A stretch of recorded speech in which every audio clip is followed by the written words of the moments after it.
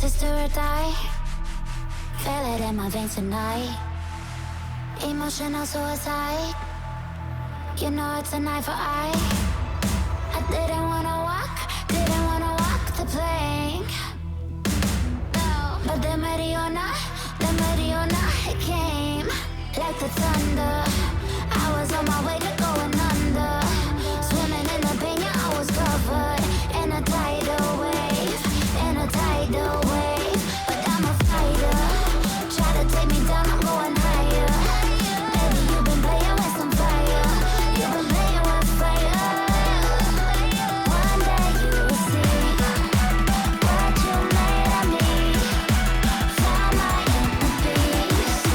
You are today's in the dead of night.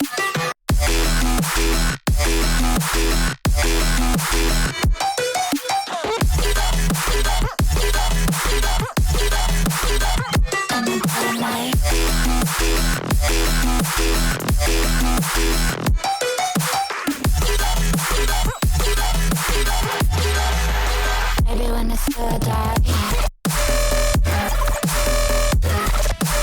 you know it's an eye for eye. Every energy alive in the dead of night.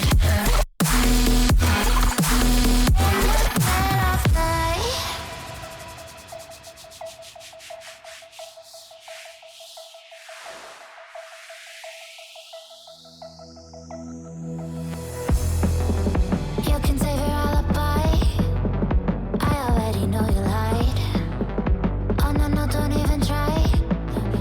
Watch the flame in me ignite. You didn't wanna walk the plank. But the Mariona, it came. Baby, it was dark, it was hard to see. And that's when a spark lit inside of me. Oh, I was lost in reverie. One day you will see what you made of me, what's inside of me. One day you will see I found my inner peace.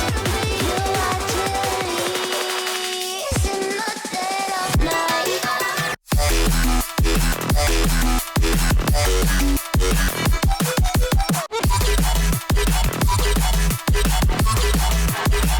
In the dead of night.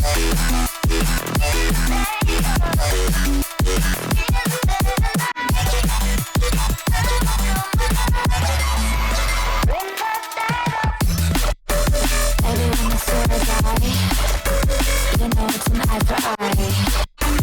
Dirty energy line. In the dead of night. In the dead of night. In the dead of night. In the dead of night. In the dead of night. And one day you will see what you made of me, what's inside of me. Oh, and one day you will see I found my inner beast, and you are Tiffany's.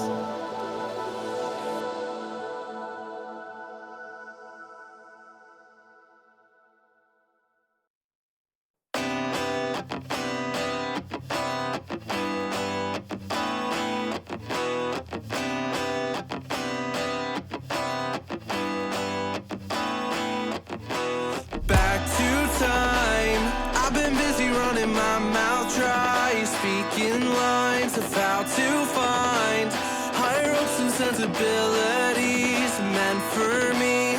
Let's dive in, create a problem just to fix it. The perfect fit. We're back to time, catching up on all the things we missed. All our interest.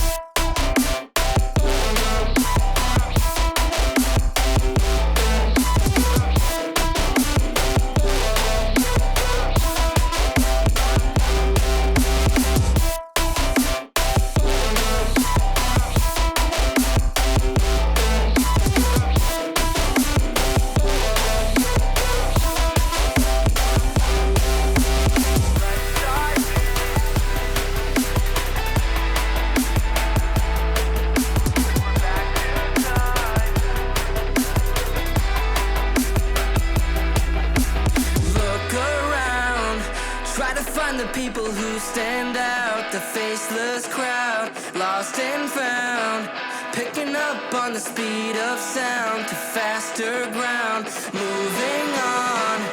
I can't hold back all the new progress, what I've done best, but how about now? Showing off all of the things you missed, all your interests.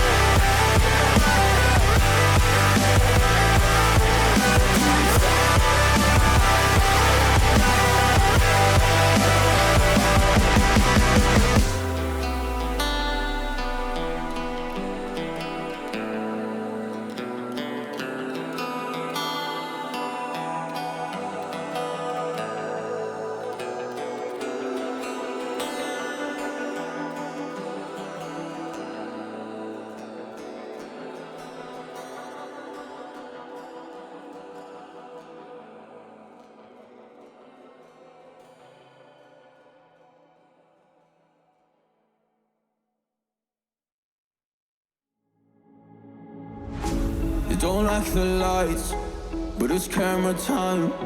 Said take the picture, but you rolled your eyes. Now I'm mortified and still terrorized. Push me behind to get me from my better side. I wanna push you back, but that's all you want. Wanna rub me up, I'm holding back. Tryna get me framed, throw me in cuffs. Said I attacked you, that's just a false truth. No need to argue, and yeah, I've had enough. You follow me anywhere I try to be alone, I find you there. There's more to me, everywhere I try to go alone, I find you there. You follow me anywhere I try to be alone, I find you there.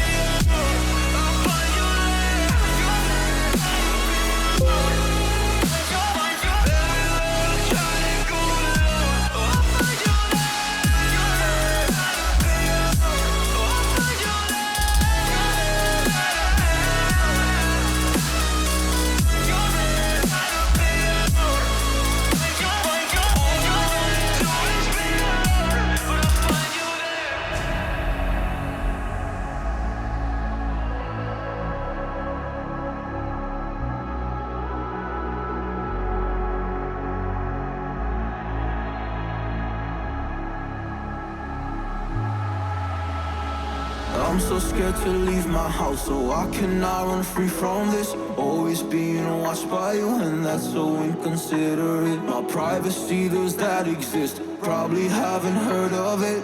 Need to live a different life, cause lights and cameras are in it. Trying to find a silver lining, all I wanna do is avoid the violence. But you're here again, I'm losing it. There's no more screaming in silence. Get out my face, turn off the flash. I hate the fame, no more of that. Leave me alone, or I'll collapse. I need a break, don't feel the crack. You follow me anywhere I try to be alone, I find you there.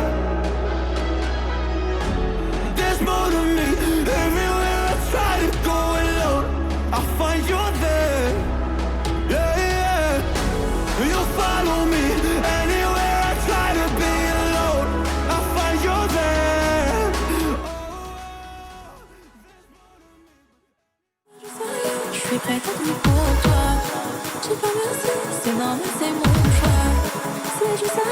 suis prête à tout pour toi. Tu peux merci, c'est normal, c'est mon choix. Je t'aime, je crois que je t'ai vu un peu. Même le matin t'es beau. J'ai rêvé que de toi, t'es mon prince dans le château. Mais quand je parle de toi, je te mets direct au fond. L'amour c'est compliqué, les sentiments sont profonds. Je t'aime.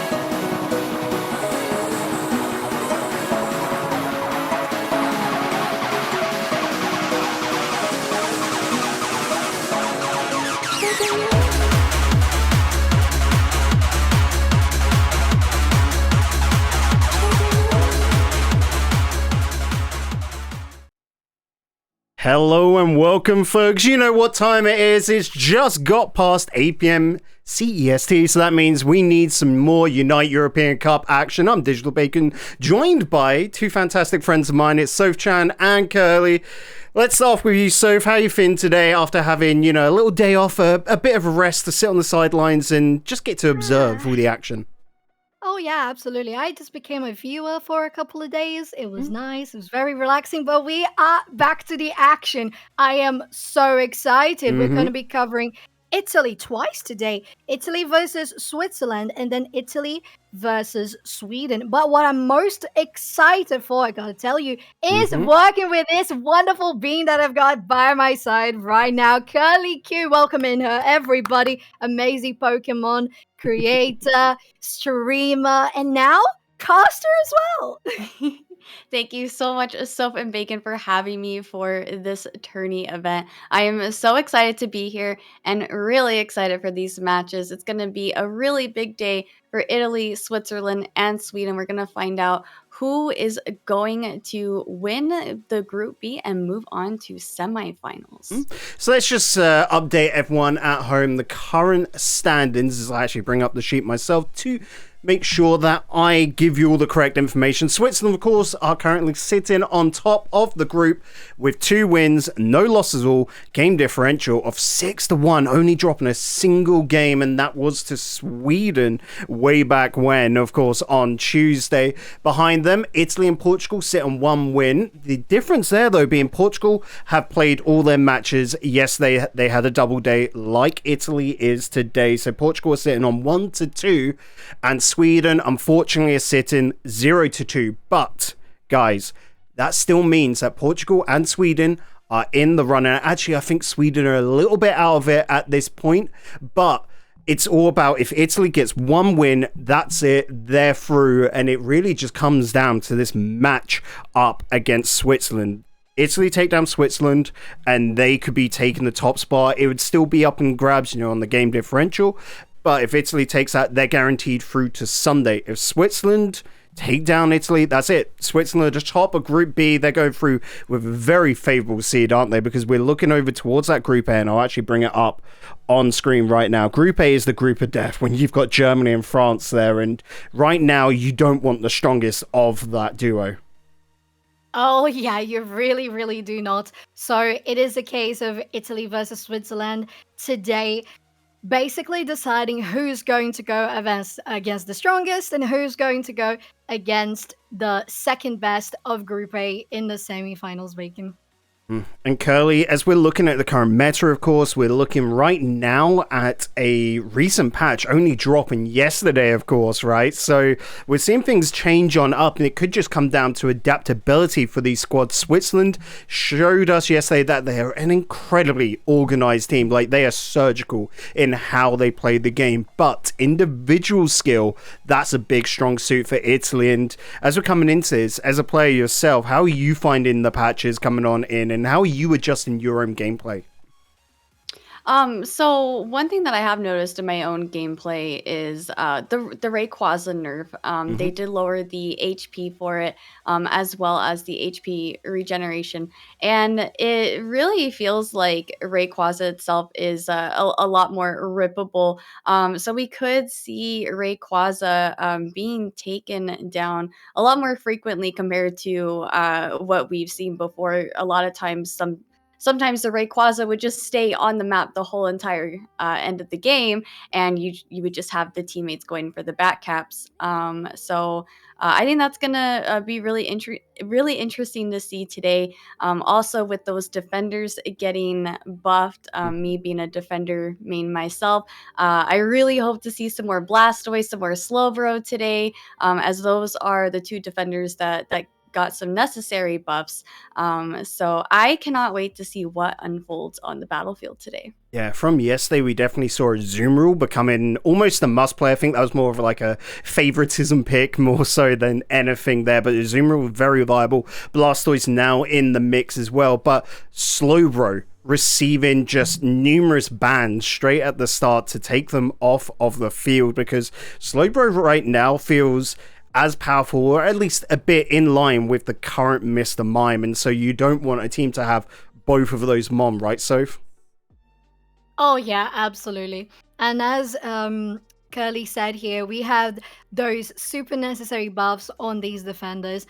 And basically, it's going to lean on not only the Slowbros that were already guaranteed in some of those plays, but also getting beefier teams in general. Just the comps are going to be much more difficult to take down. And when you think about the attackers that would do so very easily at the beginning of the European Cup, it used to be Mew, it used to be Glaceon, and at one point it was also Mr. Mime, which we talked about them being basically an all-rounder at some point. But during this week, so many tweaks and patches coming in from Pokemon Unite, taking down that big presence from Glaceon as well, with the buff on the Icy Wind, the cooldown increase.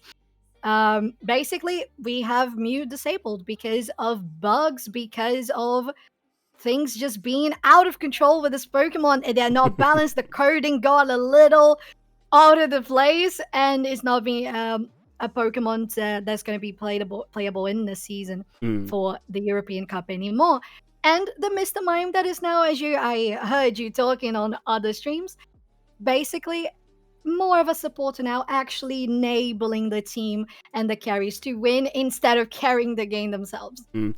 We must also state that Scizor/Cypher is currently not a pick at the moment, just purely coming on in as a Mon mid-patch. We decided from the start, no, this isn't going to be there. So we've got two Mon that are completely off the table, reducing the roster down to 40 possible Pokemon. Of course, we'll be banning 4 for each game, leaving the rest to be picked. But if your opposition picks it, it's not available to you. So we're seeing a lot of strategic picks and bans taking away Mon. Like, if you're looking at it a moment, if your opponent gets Mr. Mime, then you're going to want a counteract to that. You're going to want the Slowbro to do a very similar job, and then also trying to take things off the table. Perhaps it's CC, perhaps it's a bit of bulkiness. You know, if you're going to take Snorlax, a very good option right now, then maybe you want to try and hinder the next in line. Maybe get rid of that Mamoswine. We did see Mamoswine actually banned just once yesterday, and Snorlax, I think, has been banned twice so far this tournament. So you're seeing a lot of strategy come out, rather than just, you know, I'm going to pick what I want and play my favorite Mon, because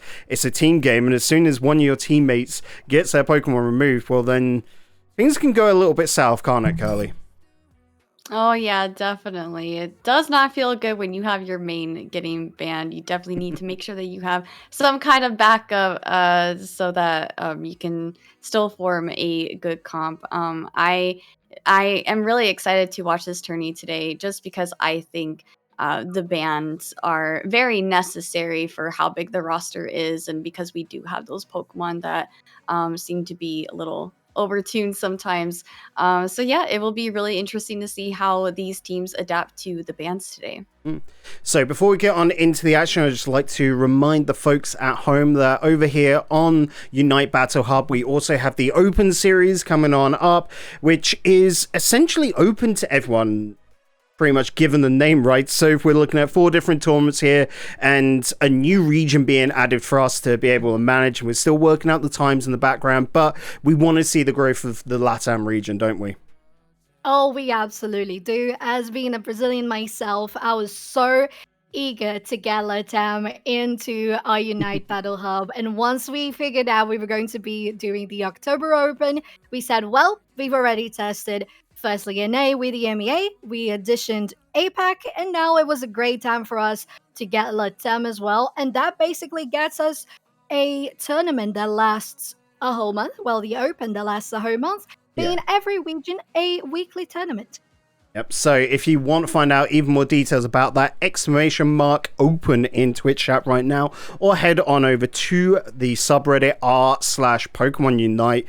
You'll be able to find Discord from there, as well as just down below !socials in chat to get all the different directories. But guys, let's have a look at the matches there. Let's start getting on into the action. It is the day of Italy. They have 2 back-to-back matches. First, they head off against Switzerland and then against Sweden. The one against Switzerland is the money maker, though. This could decide everything. A loss here for Italy means they cannot go top of the group, get that favorable seed, and they're then, in a risky position. They have to take down Sweden. But Italy do this now, take down Switzerland. Then that's them on the path to success, isn't it, Curly? Yeah, absolutely. I mean, look at that Glaceon mascot there. It looks like they mean business. I am bring so up the excited Swiss to watch roster. these teams go at it. Yeah, Let's have a look at this roster. For me, Reitao is one to really pick out there. Volto, when you bring them out on the Aegislash, has been so destructive. Servas, Rockin, the Slowbro, this is just such a well-rounded roster where they've been utilizing a lot of bulk and actually utilizing one Mon that we're not really so used to seeing in competitive Unite, but we are now seeing the Buzzwole into play. Now, the buffs recently we were talking about, but this is one which I think a lot of casual players overlooked because it's not a common pick Pokemon, but Buzzwole now feels very viable, don't they? It really, really does, Bacon. And as you mentioned specifically the solo queue, I've been seeing a lot of Buzzwoles, and they've returned as annoying as a fly or a mosquito in your room.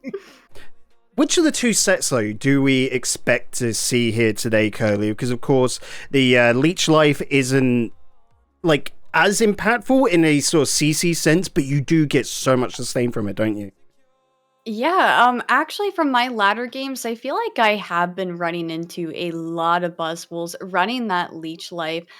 So I actually wouldn't be surprised if they run Leech Life today. But we'll see. But that's just what I've been experiencing in my latter games. It could be completely different for competitive though. Just getting ready to hop into the draft system. It should be underway any moment now as we just take one final little look at Team Italy. Soph, a player to point out there for you? I think I've seen a lot of amazing plays coming from Klaus. They have been a highlight in previous games. Alongside, I believe, Inferno. They were incredible with the Mew, but unfortunately we don't have that possibility anymore. Keep was also super, super consistent. And overall, well, it's a super, super great in quality team. And it's just going to make for this matchup against Switzerland and the possibility to get the first or second counters in the semifinals even more interesting. So let's bring it back to us as I just go get ready to set up the draft phase. I can see the players are getting on into the document, ready to put them on in now. We will have Italy starting off the band. And one big thing to look at Italy is that they are essentially the 5-eye roster with the ex-apprentice player of Klaus there, of course, join them. So this is already a squad with chemistry, but then they're adding on that Lucario main of Klaus. So a great all-rounder to have. You probably won't actually see him in the central area like we did back on launch with the Lucarios, but running up on that top lane, I mean, you think of Lucario, you think of stacking builds, don't you, really, to really get him as beefy and dominate a path as much as possible. Yeah, definitely, Bacon. And I think that, as you said, Lucario is super solid on that top path, so we might see Klaus being the one to do that once again if Switzerland doesn't ban that option here. So we're getting into this draft, Italy is going to be the first one to ban, and they go for the Azumarill. It's a weird new world, guys. It really is a whole new world. So, Curly, for you had a chance to play the new Azumarill yet? Because unfortunately, I don't have them unlocked. So I've been there, like, looking at all these games from yesterday and thinking, like, how big was this buff to Azumarill, really? Yeah, no, I think Azumarill does really good outside of team fights just because of those crits. I think it does kind of fall off a little bit with the team fighting, but Azumarill with those buffs, it is a menace currently right now, and yeah, it's really interesting to see an Azumarill ban. Definitely wouldn't have expected that prior to this patch that we just got.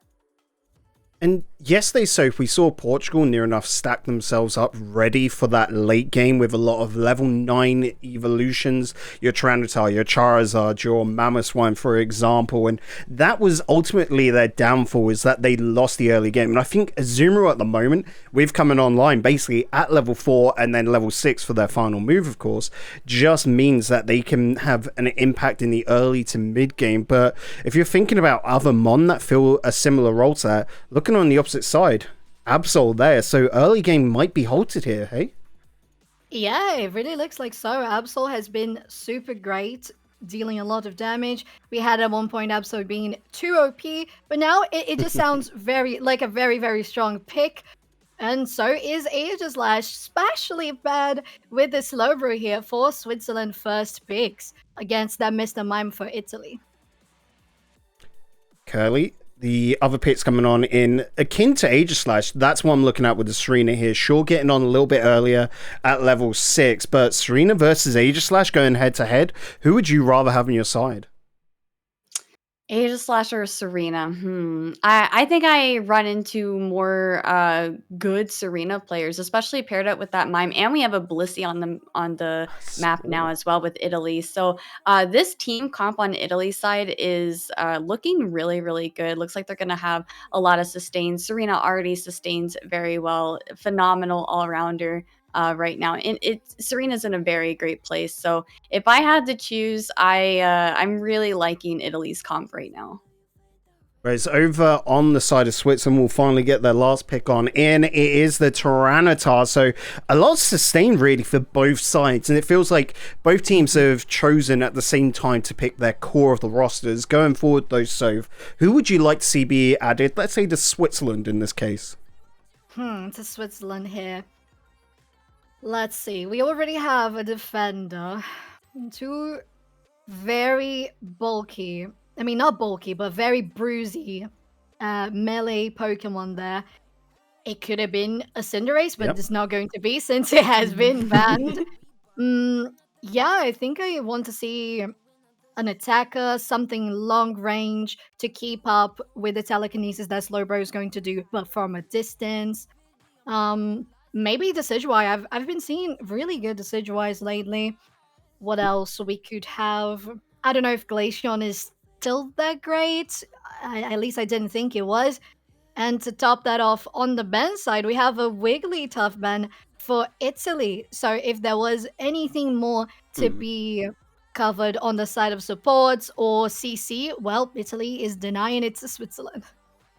I'm looking at that, and it is definitely a CC case, but like you said, looking at ranged, I think that's definitely an avenue. You've got Greninja still in play, the Decidueye that you mentioned, Duraludon is still there, could be quite good if you're running the Flash Cannon build. What else are we missing here? We've seen a lot of Delphox come into play so far over yesterday, and they, with that Flame Charge, Mystical Fire combo, have been showing themselves to just wreak havoc in a very similar way to Glaceon, Curly. Yeah, it looks like both teams are needing some range attackers here for sure. So there we have the Delphox on Switzerland's side. I think we could possibly see a Glaceon come into play here, maybe. But yeah, definitely I'm with Soph on both teams kind of needing that range right now. I could see them putting in the Greninja, the Decidueye. But yeah, I actually was really expecting a Cinderace, but now that we have that Cinderace ban, yeah, that's a no-go. So yeah, I wasn't expecting that. This is an interesting pick as well. So we've seen the teams across yesterday since that. Like, I thought a very minor buff, half a second onto Icy Wind. That's all that was added. But we've seen teams instantly go for Sylveon over Glaceon. Why do you think that is? Oh, I believe being a Glaceon player, I just feel like that half a second makes the world of difference. It's what's going to make you get the last hit or escape a fight when necessary. So I think Sylveon turns out to be the more reliable choice. Hyper Voice is always so good. The damage per second is incredible. You can keep a good distance, and especially with the Calm Mind and in the later level, you basically have a spell shield in that build, and basically you're going to be doing more than the Glaceon would be able to put out, because maybe the half a second was what's going to make them alive for the rest of the fight. I guess there's also like the half a second across 3 uses, for example. A fight isn't just done with one single move from everyone, is it? It's across 2, 3, maybe even 4 uses. We've seen Regieleki fights go on for 4 minutes around here already this week. That half a second will add up pretty quickly. But Curly, looking at that, we're seeing the Dragonite come back into the mix and a Machamp. Just a general look across these two teams, which composition are you favoring a little bit more over the other? Well, I did mention earlier about the Rayquaza fights feeling more rippable. So Dragonite with Hyper Beam could be a really good pick on Italy's side here, depending on how that fight goes at the end there. I love the Slowbro on Switzerland's side, but I feel like there's a lot of potential right here on Italy's team comp. They've got that hopefully they have the Dragonite Hyper Beam. And Sylveon, as Soph was mentioning, Sylveon right now is a monster. Really great at keeping the enemies at a distance with that Hyper Voice. They got the Blissey with the heals. We all know how much Blissey is capable of healing. Mr. Mime, as long as they have a good teammate, which I'm sure they will in this situation, can really help make their teammate pop off. So I'm really liking Italy's team comp right now. So that draft is done. We're just waiting to get on into the game. I can see all the players near enough ready to go. So folks at home, I'm going to be leaving you in the hands of Soph and Curly. Hello, you guys. We have left Bacon in the corner here, but he's good. He's got some coffee. He's got some cookies. He's fine. But Curly, no boys allowed. No boys. It's girlies' night. It's girlies' night. I'm just so excited to be working with you today. And as you said, like, I agree that Italy's comp looks a little more advantageous to them. I believe that looking at, for example, the possibility of a steal coming on Rayquaza, for example, or on Reggie's around the map, coming from a Machamp maybe, are not going to be that easy. You have, as you said, the Hyper Voice, the Hyper Beam, the Unite move from Blissey, Unite move from Mr. Mime, Unite move from Serena. Basically, they can stop anybody that tries to get in between that range of Hyper Voice, you know? So in between getting close to that Pokemon, they have all the capabilities of stopping that. So I am really rooting for Italy here. Not that Switzerland's comp is not good, but it will definitely depend on the gameplay. Yeah, definitely. And this is really important for Italy to win this set here. So I think they definitely put a lot of thought into their comp and tried to make sure that they created a team comp that could counter Switzerland. So yeah, I'm really excited to see how Italy utilizes their team comp against Switzerland.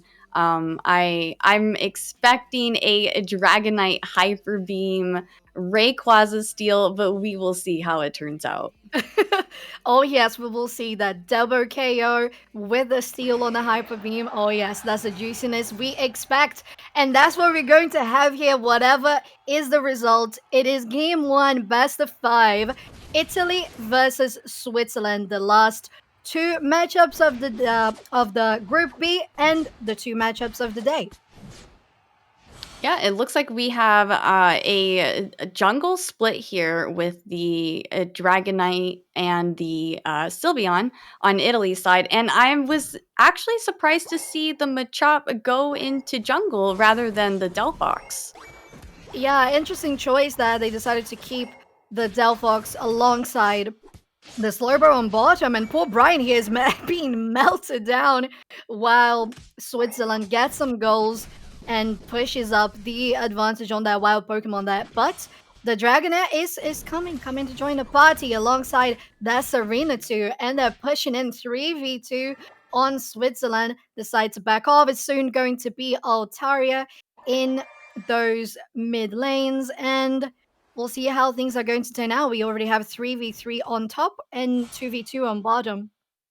Yeah, not a whole lot of brawling going on here. Teams are just trying to get their farm. Looks like we have a fight going off here at the top path. Lots of picks happening here. We have the Blissey going down. Lots of teammates being chunked here. It looks like they're going to try to get this Altaria, securing as much farm as Switzerland possibly can, while trying not to lose too much health here so that they do not get knocked out. Oh yeah, absolutely. Oh, speaking of getting knocked out, that Machamp was very close to dead. And once again, we have Switzerland pushing very aggressively on this top path, especially on poor Brian, has been really the target of these engages, as they aren't even Blissey yet. They're still the little Chansey.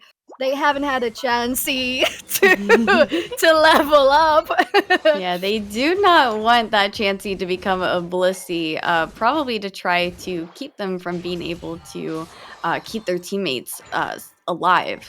Absolutely, the sustain is not yet unlocked. It's probably going to be unlocked soon. Oh no, Aegislash really denies them that opportunity, but Serena is joining in as well. Maybe Aegislash is going to try the 10. Yeah, just stalling for some time. It's alright here. But Blissey gets their revenge. Finally. All right, so we're looking at the levels here, and levels seem to be pretty even. Just some HP traits here. Both teams just trying to secure their farm to get their levels. We do have some brawling going on at the moment. Looks like 3v2. So Switzerland could get some picks here, depending on how they play their cards. Looks like both teams are just going to back off. Very close, and to be fair, that looked like it was Switzerland all the way. They had the numbers advantage, and they had backup joining them as well. Did they? No, I think I'm blind. Never mind. Oh, on bottom path, with Italy pushing very hard on this goal here, monopolizing the area around the Registeel. But interestingly enough, we don't have that big of a concentration on the Regieleki on top path. It's gonna be the Slowbro going so close, and well, there you have it, the Hyper Beam with the steal and the knockout alongside that Sylveon. So amazing job there for Italy. Well, not only on the bottom path, but on the top path as well. They take the fight and also the go, and they are directing for this Regieleki, Curly. Yes, like I said before this match, I had a lot of faith in Italy's comp here. We see that they were able to secure the Registeel. They're going to get this Regieleki. They may pressure this. They also have bot lane almost destroyed. So this is really huge for Italy. They are currently in the lead with scores. They do have a level advantage as well. Yes, they do, and they're going in with the Blissey. Unite move popped already. The defenses are unfortunately going down for Italy as Blissey goes down, but Serena is still there, fighting on that goal, 1v2. Actually, 2v2 since they have the Regieleki alongside them. On the other side of the map, we had Keep taking down the Slowbro, joining back on the party here. The Hyper Beam guarantees the knockout, and wow, the stomp, not only from the Serena, but from the entire team of Italy on that top path was really, really huge. Yeah, amazing plays from Italy there. They applied the pressure that they needed to. They got the picks that they needed to. The whole entire top lane on Switzerland's side is completely open. Italy has such a huge advantage here. They are significantly in the lead at this moment when it comes to levels and their score as well. 315 points against 71. So Switzerland is going to have to try really, really hard to farm up, get some secures on the rest of the objectives to try to win this game. Yes, yes, they are. And right now we have Keep and Brian joining on this Aegislash that was trying to get some sneaky scores. They are running low on health, but also taking a good chunk from Italy. But Hyper Beam, there is no escape from Hyper Beam. The damage is too grand. And on bottom pass, we have the Sylveon now trying to fight for their life against this Tyranitar. They have to use the eject button, and that guarantees them the escape and the knockout. Also an initiate here on Registeel, but Reito is joining as well. The zoning coming from Infernal, unfortunately, is not enough. Dragonval has joined the party alongside Slowbro as well. Maybe the Hyper Beam is going to be able to secure it, and it is. Italy gets the Registeel, but Machamp is going in hard on the Dragonite. They have to try to escape. I don't think they are going to be able to live any longer at this point. And unfortunately, they popped their Unite move. I believe some sort of a waste there, but Italy is trying to defend this outer goal against Switzerland. And they're able to do so with the combined efforts of Sylveon, Serena, and the Blissey. They're going in on the Tyranitar here. Maybe they're going to try to go for the knockout. Yeah, the Serena really seems to be looking for the shutdown, and they do it. The stump guarantees, and Italy survives another push. Yeah, Italy is putting in the work here. They are getting so many picks. They have such good levels on them. Their Serena, their Dragonite, both level 13. We do not see any level 13s on Switzerland's side. So Italy does have the advantage when it comes to power spikes here. Dragonite again with the secure on the Regieleki. I have no doubt that it was probably with the Hyper Beam. Switzerland does not want this to go in, though. This is more powerful than getting the Rayquaza. If this goes into the mid, then that allows Italy to score all of their points if they wanted to, and it's not going to go in, so good call from Switzerland to shut that down. Oh, definitely. Their priorities were great there. And speaking of priorities, the rotation coming from Italy immediately after defending that bottom path to switch to the top path, get the Regieleki as fast as they could. As you said, the guarantee with the Hyper Beam was clean, so they could divert the attention of Switzerland before this Rayquaza fight. And we already have 4v4 happening here. The damage from Hyper Voice is a lot, but they have to use their Unite move now to stay healthy. And speaking of healthy, Italy remains very, very healthy as they just score a full team wipe. A team wipe on Italy's side. Absolutely incredible. We see the Blissey secure here. We love that for Blissies. And now they're going to go and dunk their points. Italy 100% has this game in their pocket. No, yeah, I don't think there's anything in 1 minute that can be done against that big of a push. To be fair, the three people are still trying to get onto the central area. It is around 300 points difference between these two teams. And Switzerland is hard defending this middle goal, while Italy wasn't able to score more than the 100 on the bottom pass. Inferno still has the shield. Serena doesn't. They're going to try to go in, but they get neutralized very fast, but not fast enough to, stop them from using the Queen Ascendance. And the Delphox tries to get the ulti on Serena to stop them, but the shielding and the healing is too grand. It turns into a 4v1, and the eject button saves them from the Hyper Beam, but doesn't save them from the defeat. It is Delphox against the world. They could not do anything with their whole team down. Super unfortunate for Switzerland.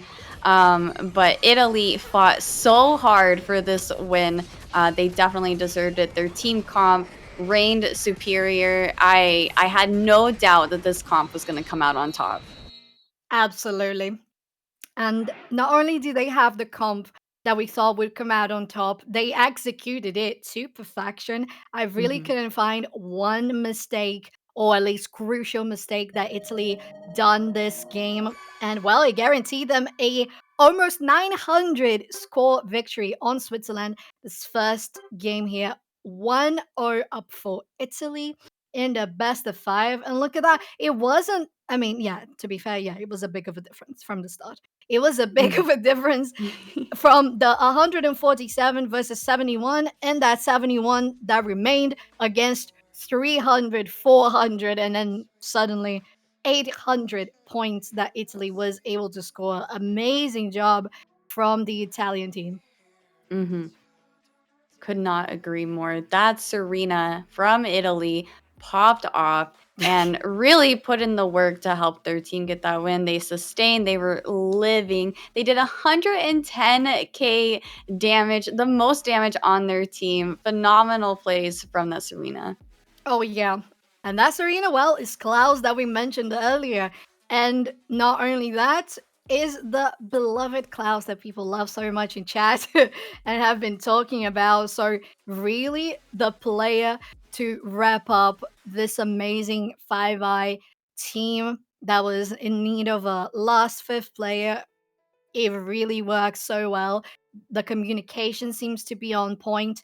The draft, mwah, as we said, really, Mhm. really great comp from the start. And well, what do you expect from Switzerland now? What do you think has to change from Switzerland? Maybe what is the first ban that they should do for this next round? Well, I think since Dragon Knight was getting a lot of secures, I think it would be smart for Switzerland to go ahead and ban that Dragon Knight because it was securing every objective aside from that Rayquaza. Could also see a ban on the Serena since the Serena did end up being the highest damage dealer. And I also think Switzerland is going to need to adjust their comp in order to be able to fight against whatever Italy ends up coming out with. I'm not sure if we will see many changes from Italy because if it's not broken, don't fix it. But we will see. Yes, absolutely. We'll see. But in only a couple of minutes, we're going for a quick break. Get your water, maybe your coffee, some cookies, and be ready for the second game of the best of 5, Italy versus Switzerland. Stay tuned. I'm unstable and I'm unsteady. I've lost a million times already. I'm so sorry, but I'm not able to slow down. I feel unable and so unworthy. My heart feels heavy. I've lost already, and I'm so sorry, but I'm not able to slow down now. Please help me see the things that I am. I don't understand. I'm doing the best that I can right now, but it's never enough. I'm not even ready to slow down. Just slow down. And I'm so sorry, but I'm not able to slow down now. And I'm so sorry, but I'm not able to slow down now. Don't you dare say that I wanted everything to fall apart when it's haunting me. 'Cause my only crime was hoping there is something more than this loneliness I feel. But no one makes me feel less alive. We're fighting fire. The way you push my buttons just right. We're fighting fire. When two voices of nature collide. We're fighting fire. Can't help but feel the temperature rise. We're fighting fire. We're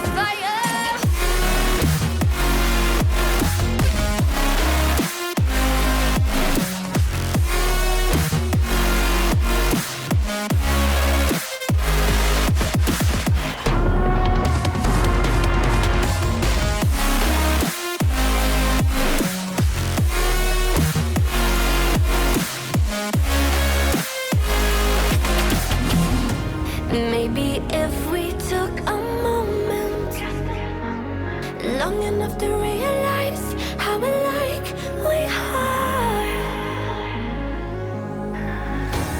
That not everything is broken, 'cause you know me better than anyone by far.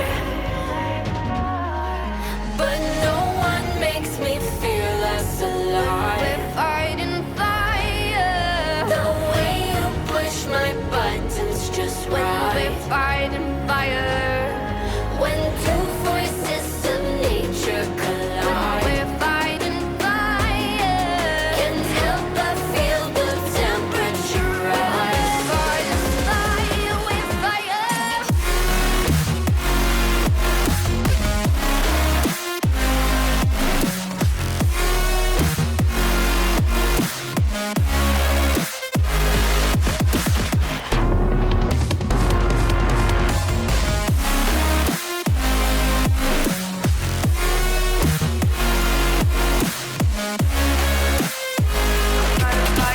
Two forces of nature collide. We're fighting fire.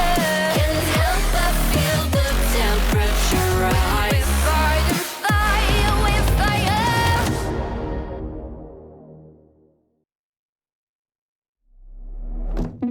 Touch me, love when you put your hands on me.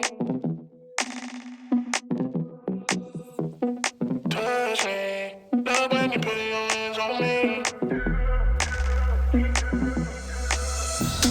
Touch me, love when you put your hands on me. Trust me, watch me, give you a good time. Touch me, love when you put your hands on me. Love when you put your hands on me.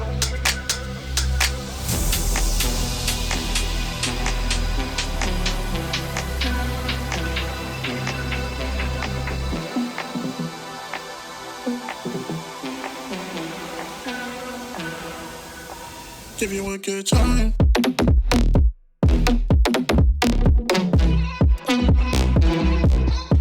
Give you a good. Okay, folks, we're coming on back to the second game. We've got another draft phase already underway. Looking at this, Curly, I'm going to throw it on over to you. Initial first thoughts on those like two bands coming on through, and of course, two picks for either side. So we have Mime banned from Italy side, and Switzerland is banning Slowbro. So we do see an Azumarill at play here on Switzerland's side, which is interesting because I believe Italy did ban Azumarill last game. Yeah, they really did. And that deciding to top that Aegislash Azumarill comp with the Snorlax, I think that's a great pick, especially since Mime and Slurber have been banned. And well, Blissey has been picked on the other side. And look at your boy! It's your boy! We have a Blastoise at play here. I am so excited for this. Looks like we got Pokemon Blue fans over there on Italy because they've got rid of Charizard there. No Reds here right now. Right, and the last band to come through is actually going to be a Serena, folks. So looking at that already, it looks like, again, they've got their bulkiness straight out the gate, set in stone. They've got the core there. We know sustaining is very strong at the moment, so even, say, heals aren't required as such. You don't need an Edagos to go and combat against the Blissey. So what do we want to see? Is it, again, another case of going for that range damage? I'll let Soph go first on this one. I think since Cinderace has not been banned, and maybe Curly is going to agree with me, that might be a great choice. I think that, especially for Italy, I think that would work really well. On the side of Switzerland, maybe we could see the Sylveon. Maybe the Sylveon's going to be on the side of... Well, there it is. No ban on the Dragonite. Dragonite has been confirmed once again. And those Hyper Beams, they have been on point. So they might as well do the same again, Curly. Yeah, it's going to be really interesting to see how Switzerland counters that Dragonite, because I really do feel like that Dragonite was a really big issue for Switzerland last game. We do have a Glaceon here at play on Switzerland. They are choosing their mascot. Like I said, that Glaceon looks like they mean business. We have double Eevees now, Glaceon and a Sylveon. I think this comp is looking pretty bursty from the Azumarill, Glaceon, Aegislash, Sylveon, and then Snorlax is just a really great defender right now. The way that it can just bounce enemies away with that barrier, it's really, really annoying. Yeah, we're looking at this, and like you said, Switzerland's chief strength was just having coordination and communication with one another, so that's going to be the heavy feature there of Switzerland. Of course, you've got a lot of damage from both the evolutions. You've got the Snorlax and the Aegislash that can provide a little bit of stun, a lot of sustain for them, but they could be in for a world of hurt, especially late game with the Tyranitar and Dragonite, those Hyper Beams, and then just charging around with the Ancient Power, throw on top the Blastoise, and so I think while Switzerland have a chance here, I prefer Italy's chances just looking at the comp. I would have to agree. Once again, I'm not the biggest fan of Switzerland's comp right now.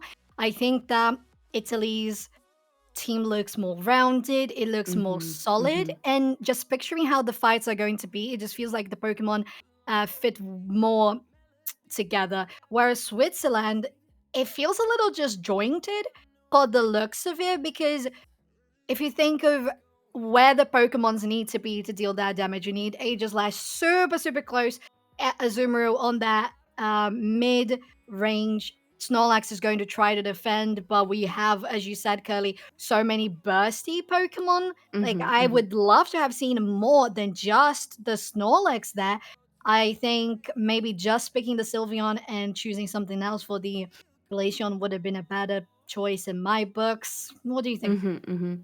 Yeah, not so sure about the double evolution. I think maybe they could have put something a little bit more useful besides a Glaceon with their current team comp.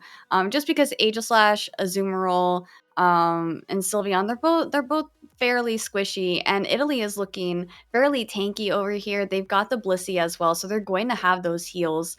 I think at this point it's really going to come down to how Switzerland plans to answer to Italy's team comp, specifically that Dragonite with the Secures. They're going to have to shut down that Dragonite before the objectives. That's the key thing, I think, here. You look at how Switzerland set themselves up. They can get online by about level 4, level 6 at the latest with the second moves. Italy have got a very late game build when you're looking at Dragonite, T-Tar, and of course the Blastoise there. They've got to get up to level 9 to unlock their true power. So Curly, it all comes down to that first fight, doesn't it? That first Reggie. Yes, absolutely. Yeah. And it's going to be really interesting to see what goes on this next match. I don't know which team comp I like the most, but Italy's team definitely seems to be a little bit more well-rounded. And like I said, they've got that Blissey to help keep them alive. And even though Switzerland has a lot of damage, they don't have a healer. So it will be really interesting to see how this plays out. Okay, I'll leave it to you two. Take away. Thank you so much, Bacon. I'm so excited once again to get onto this game, Italy versus Switzerland. Well, unfortunately, I am biased towards Italy once again because of that comp. I agree with you, it looks more rounded. But, well, we shall see if Switzerland with that comp is going to be able to pull off that early Reggie stump, the just advantage on maybe invading with the double EV. Maybe that's going to be a thing. Basically, to stall Italy from getting into the power spikes and guaranteeing a secure early mid advantage, and then just doing a stop on any advances from Italy later on. I agree. And I think we may see a double jungling going on with the evolutions on Switzerland's team. So I'm curious to see if I'm right about that. Oh, and as we have it, we actually see the Aegislash possibly going for the invade, and the Eevee, the Glaceon, actually staying in the central area. We have 3 people guarding on the side of Italy, so I don't know if Volto is prepared for that. Brian is around the corner, just making sure nobody takes their XP, and the dragon, the Dratini is getting ready to become that Dragonair pretty soon. Brian is keeping themselves alive while Volto is lurking around the corner. Keep is 2 levels ahead, and they are 2 versus 1. So Volta is not on the best of spots here. They're going to be able to take it. They actually stole it, but they're gonna go down as we speak. So Yeah. I think Aegislash, well, he done that job because that's what they came to do the invade. And Switzerland is pushing that pressure on top path as well, Curly. If anything, it bought some time for Switzerland, keeping Italy occupied with the Chansey and the jungler trying to take down the Aegislash. So even though the Aegislash died, it was still they bought time. So I think that's really good for them. Yeah, definitely. And as we see here on the top path, Switzerland has not only the numbers advantage, but the level advantage as well. The Blissey still a Chansey, and now it's up nothing. And we have the Tyranitar alone having to go for the central area to be able to get any farm and XP at all, while Switzerland is almost knocking down that tier 1 top path. Yeah, this is starting to remind me a little bit of the last match, how they were just constantly trying to shut down that Blissey, or rather Chansey, trying to keep it from evolving, so that Italy doesn't have that sustain. But it didn't work out for them last time, so we'll see what ends up happening this game. We do see them brawling for the central area farm. Getting some picks here as well. They do take down the jungler and the Pupitar here. And I'm so happy to see that what we thought was needed for Switzerland, which was the super aggressive early game, is being performed so well. They are doing it in regards to their rotation, to being able to control the XP on the wild Pokemon, and this Azumarill here really punk on Brian. Is going to try to get that Chansey up to Blissey right now, as Switzerland has the area covered for the Regieleki spawning as we speak. Yeah, Regieleki is spawning right now, and Italy has not answered to it. It looks like they are going to just focus on this Registeel here. We'll see if they end up securing it. Glaceon with the Regieleki steal, they are going to pressure that onto their top tier 2 base.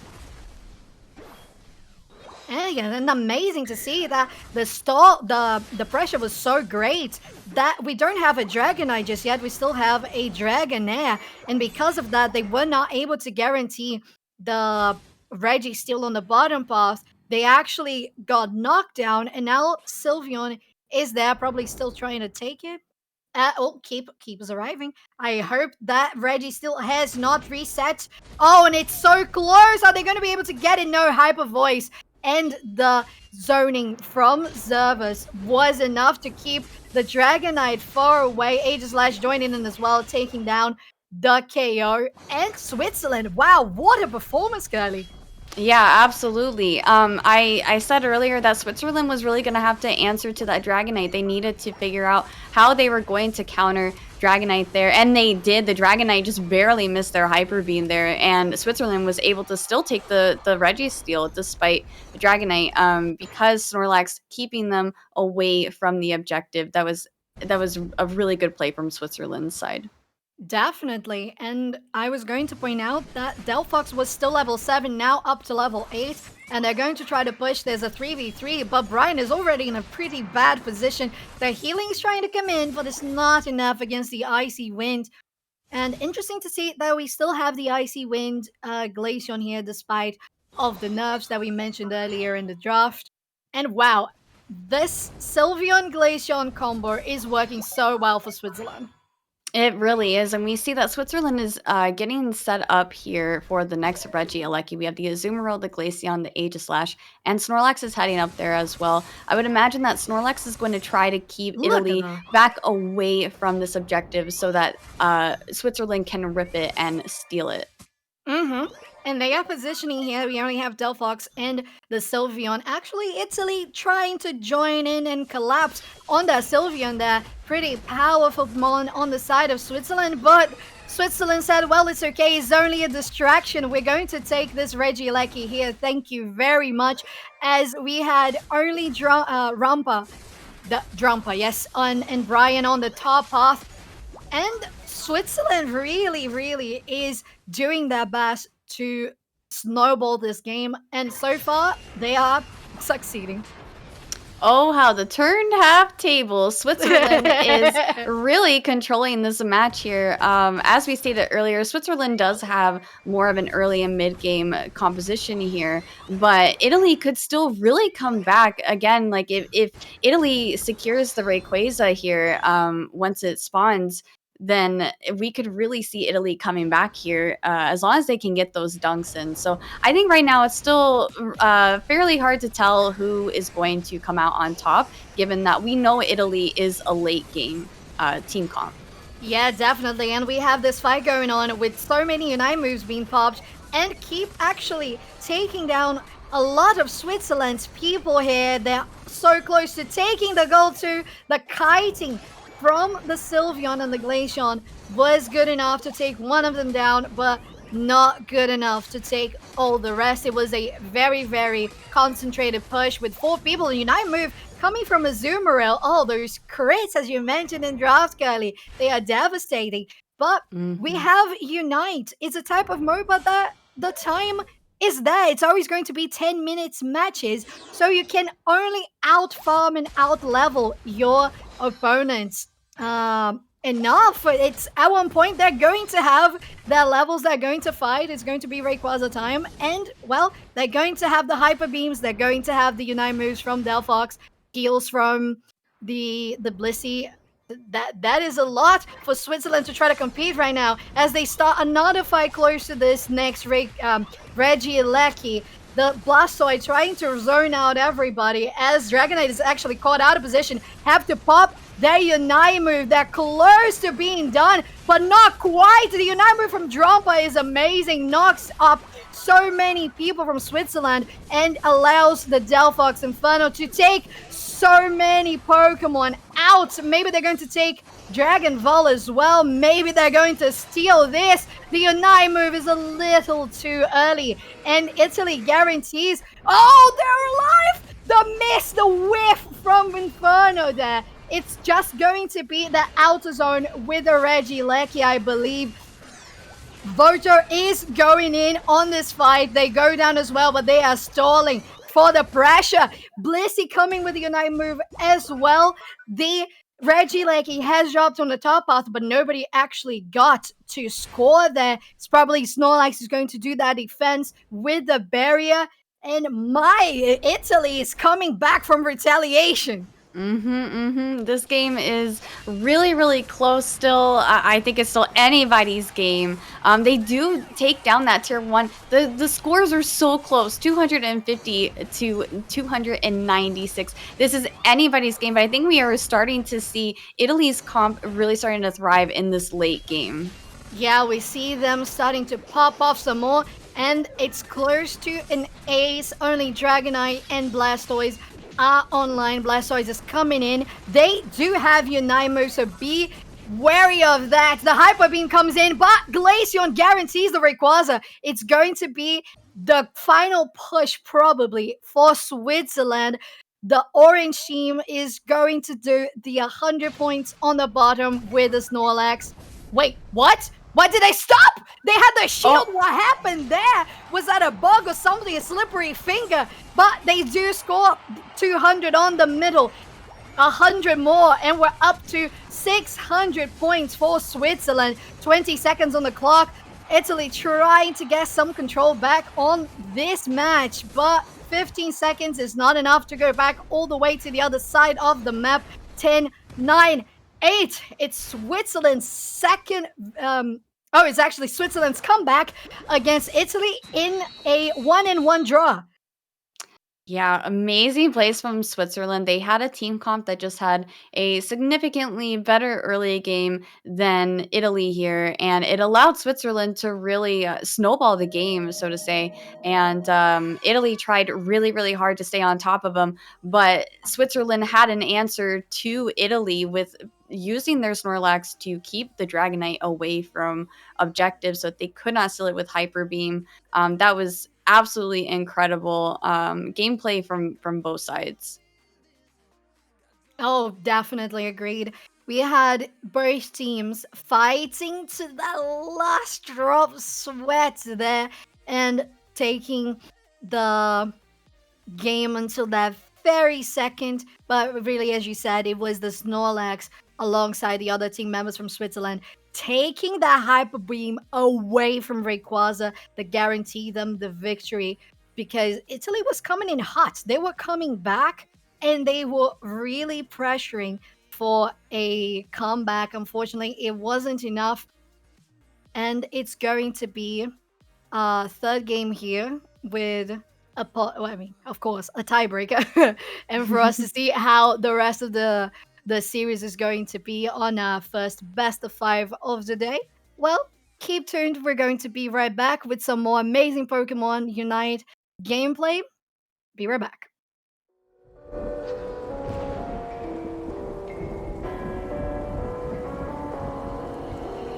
Gone somewhere and dyed my hair now. Wanna be alone.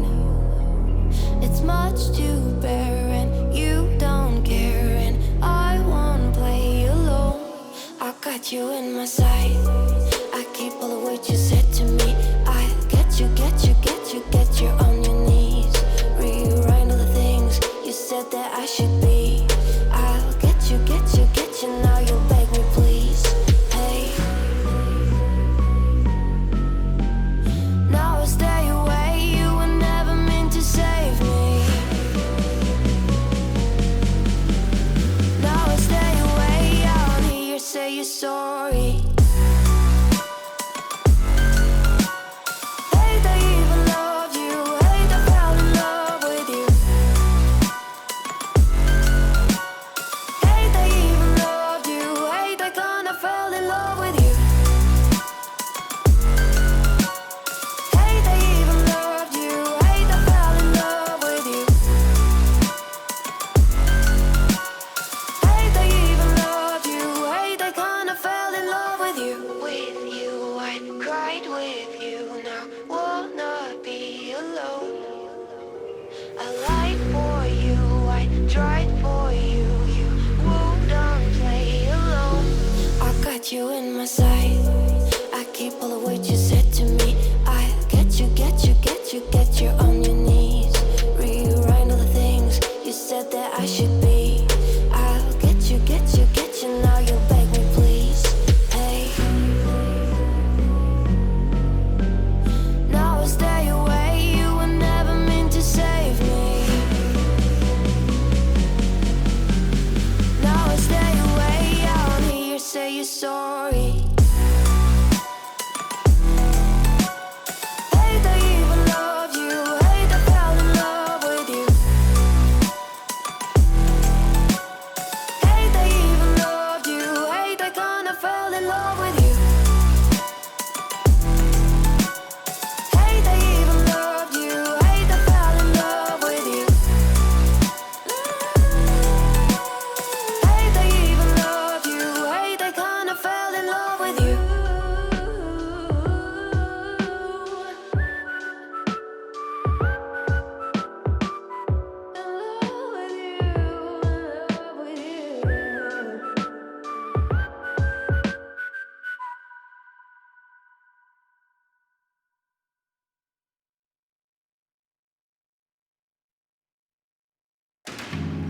Think about the times you let me go.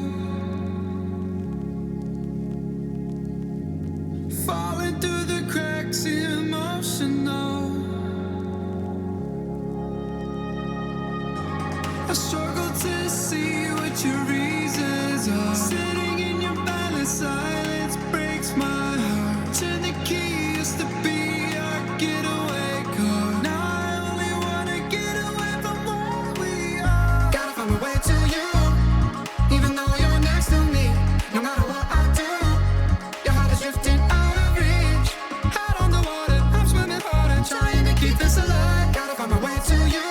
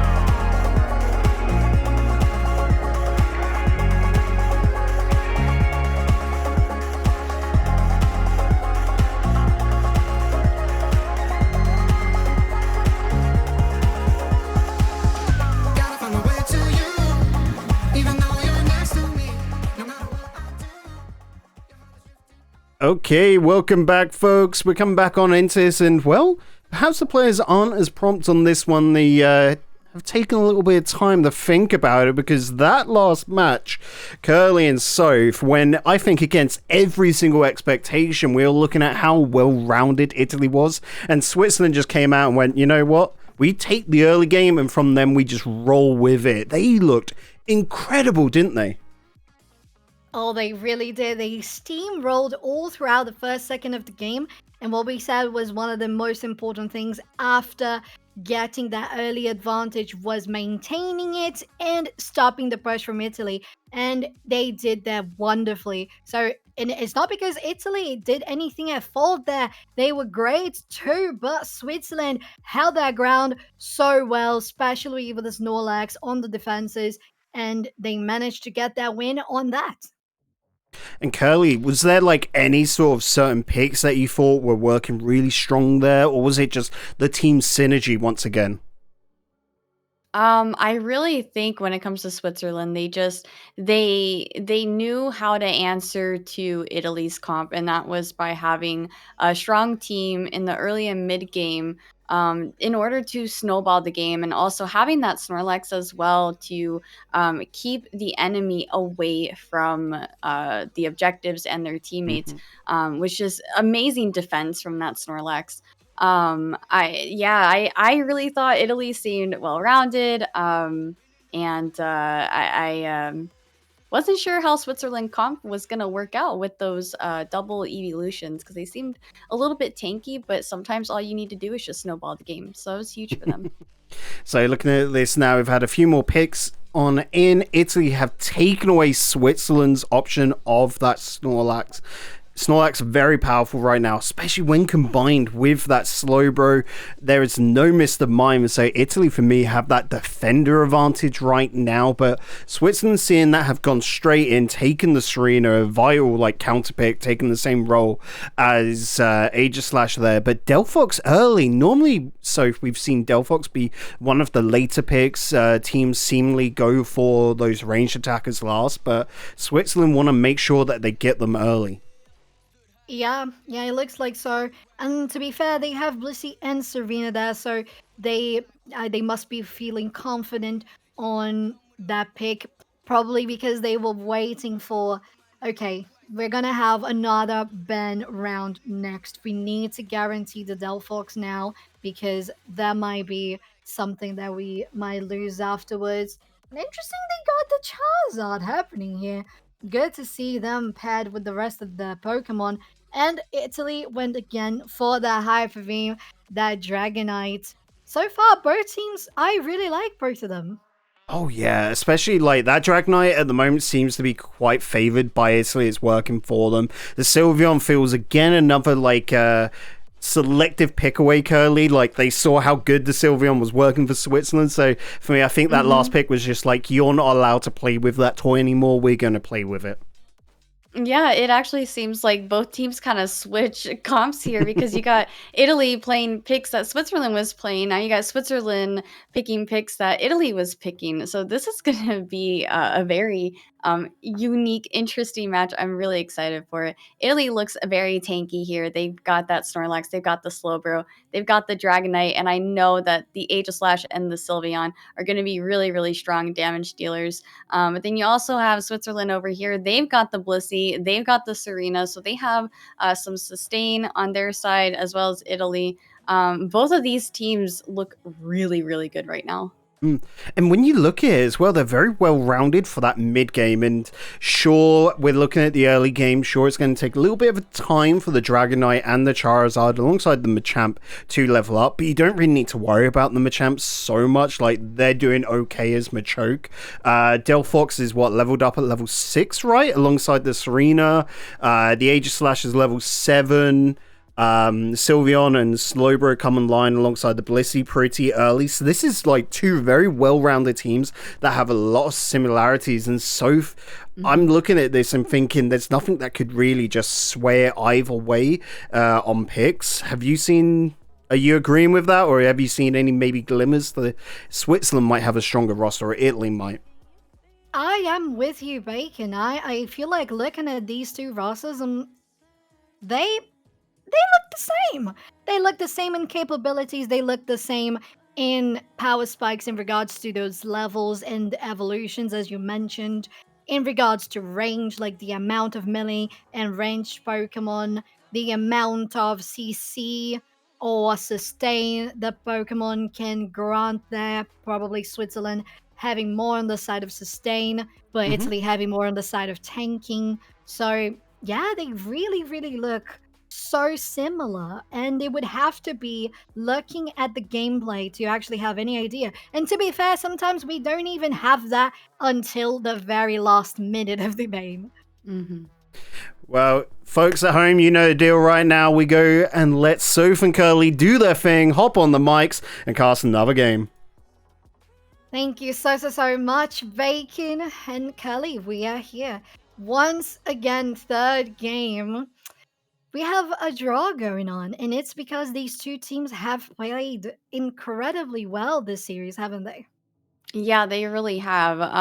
Both teams have just. We saw Italy with the stronger comp in the beginning, and then Switzerland came back. They created a comp that was able to answer to Italy's comp, able to secure the win for that second game. And now we have some pretty fair team comps right now. They, like we were saying earlier, they are very, very balanced, very similar.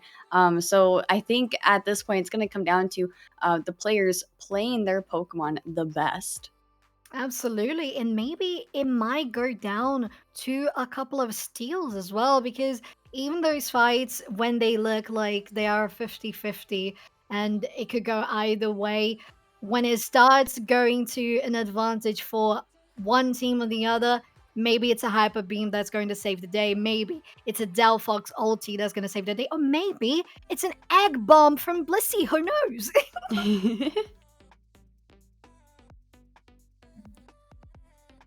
Yeah, so super excited to see how this is going to be played out.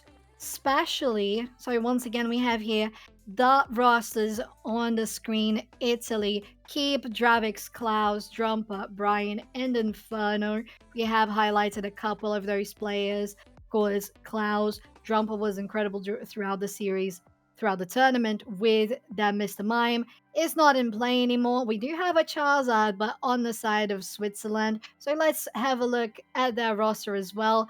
Coming on Switzerland, we have here Zervis, Rato, Navorix, yes, Dragon Val, Voltor, and Quisto. So all of them really competent players overall. And as we have been saying, sometimes it is, well, at least on draft, a little clear who has the advantage. But this time, in regards to player skill level and comp, they both look like par on par. Yeah, it's definitely not as clear which comp here is better. So I think we're gonna see a lot of very interesting plays from both teams. This match is, I feel like we're gonna be on the edge of our seats for this one. I think it's gonna be a close game. Oh, absolutely. And to be fair, this isn't even the one game that's going to define the series. This is only the third game. So here we have it. Italy, purple side, Switzerland, orange.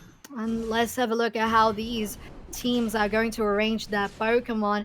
Zervas is going with Rato on the central area, whereas we have the Snorlax and the Dratini on the other side, central area as well. On top path, the Aegislash and the Machamp versus each other, and we already have backup coming on the way while Machamp is trying to do those sneaky stackings there. They have to use the eject button away. Brian is around the corner, so they can do those belly abilities and just knock them out of the park, but they seem to have pushed a little too far, maybe. The healing and the shielding from the zone can be a problem. And we already have the Charmander coming in, dealing damage on the Snorlax.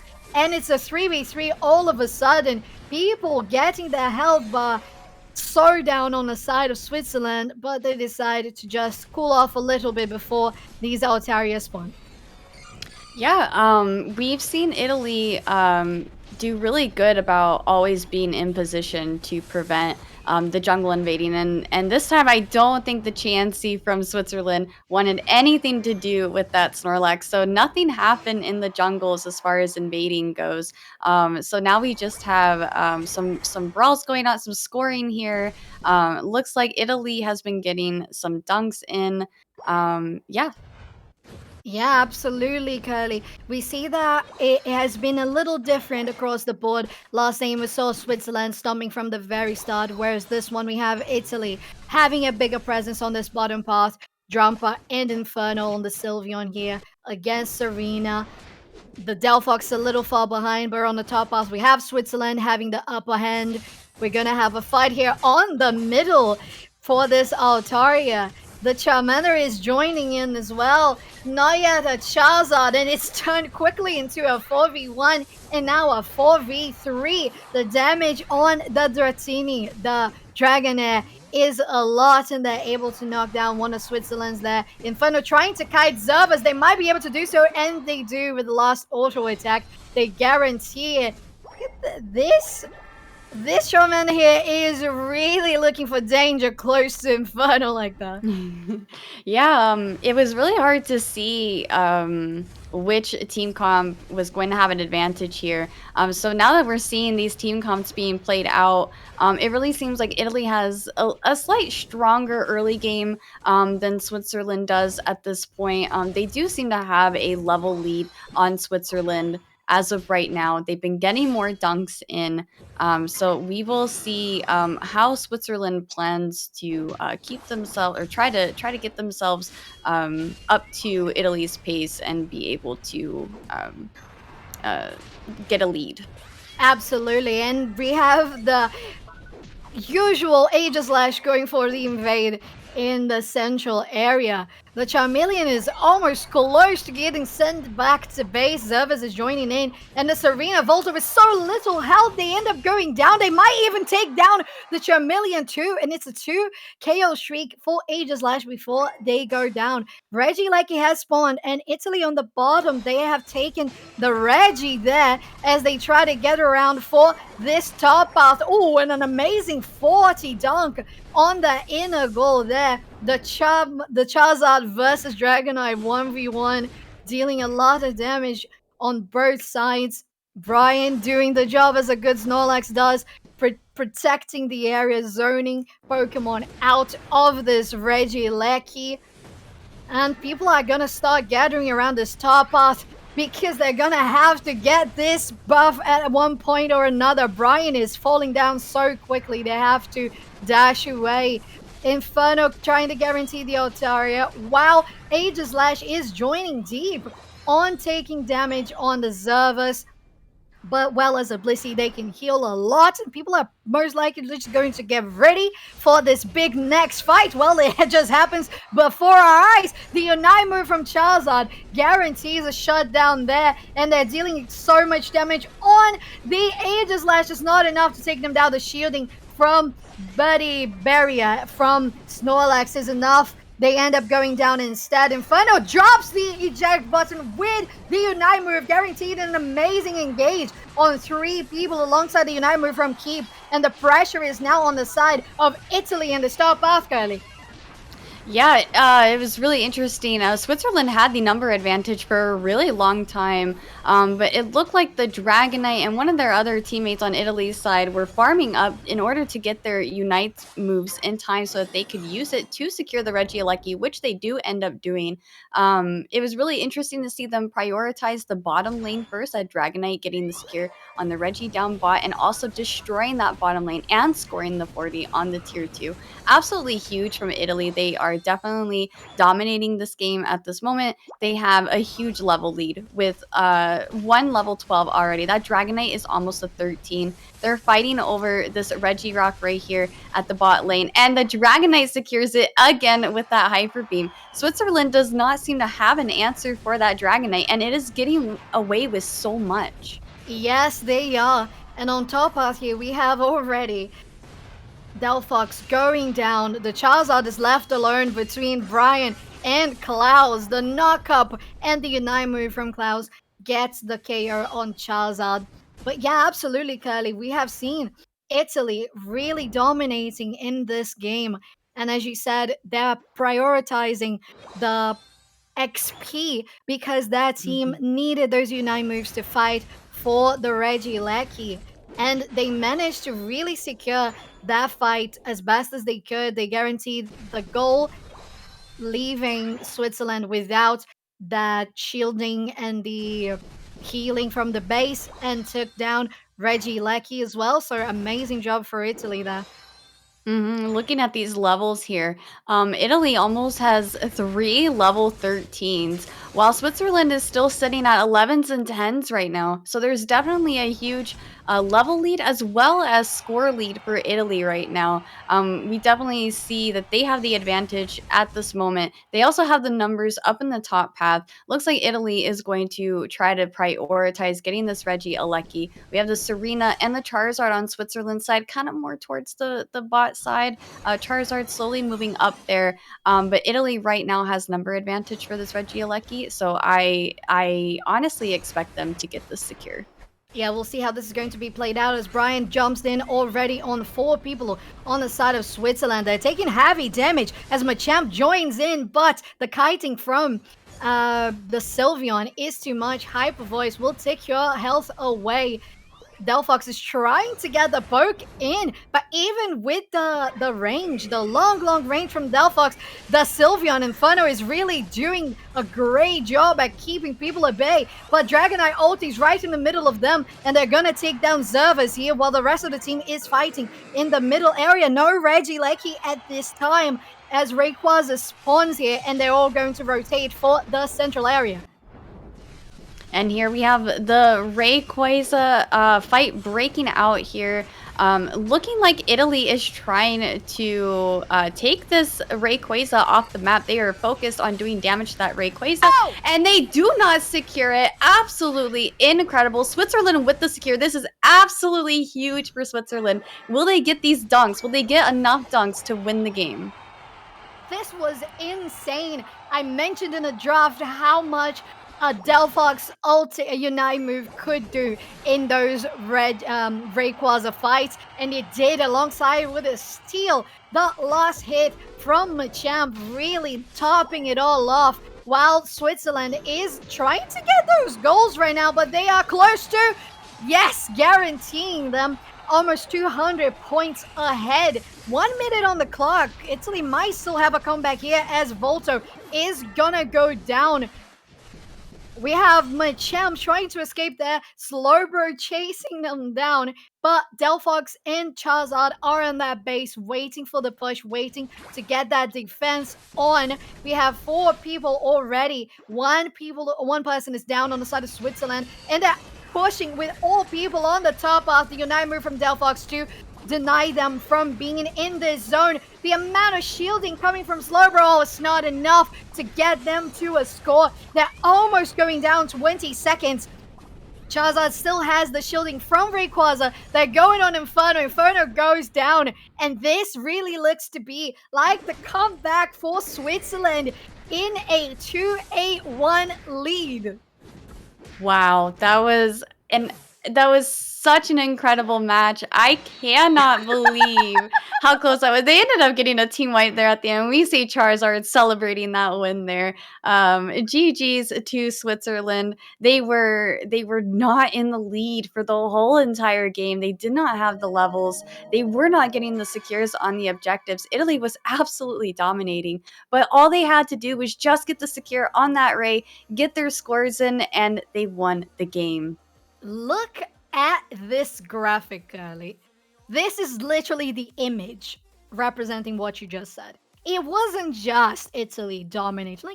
They were dominating. Look at these numbers. Yeah. We have Switzerland with only 8 points scored until almost 9 minutes into the game. Never surrender. Bonkers. Never surrender. Never surrender, y'all. Be that person in the solo queue that makes a difference. Be the Egg Bomb Blissey. Be the Machamp stealing the Rayquaza. Be Dragon Ball, who until the last minute of the game before the Rayquaza dunk had not scored a single point. So, really, wow, outstanding from both teams. And of course, especially for Switzerland, for of course the victory, but to have withstand so much aggression from Italy until the very last second and guaranteeing the victory at the end. Well, y'all, so we are going to go for yet another break. We have here Switzerland with a 2-1 lead against Italy. So we're going to see how this goes. We're going for a game 4 after this break. We might even get to a game 5. Would this be the second series that goes to a game 5 in United European Cup? Who knows? Well, you will if you stay tuned. We're going to be right back.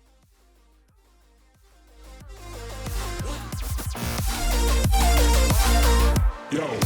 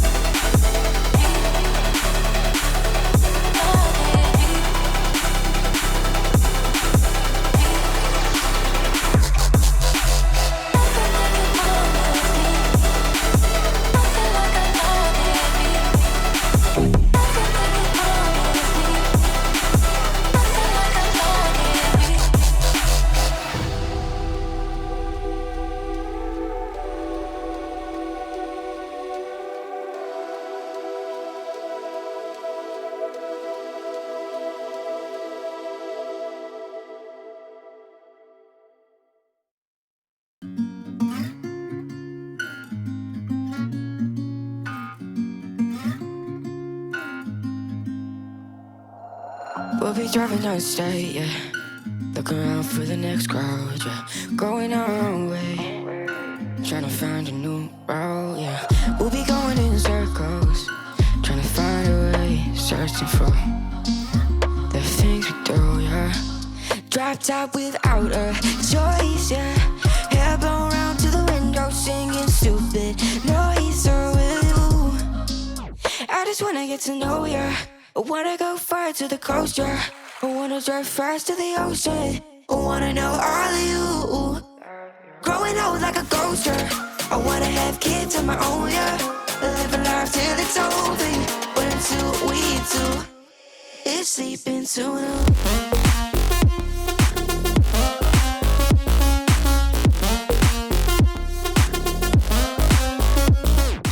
And welcome back, folks. We're loving seeing all these emotes in chat. They are just absolutely fun. The support coming out as well is awesome, so thank you all. But my supporters, or actually, I'm more of like the side act to this, to be honest, right now, because it is the main show, Soph and Curly.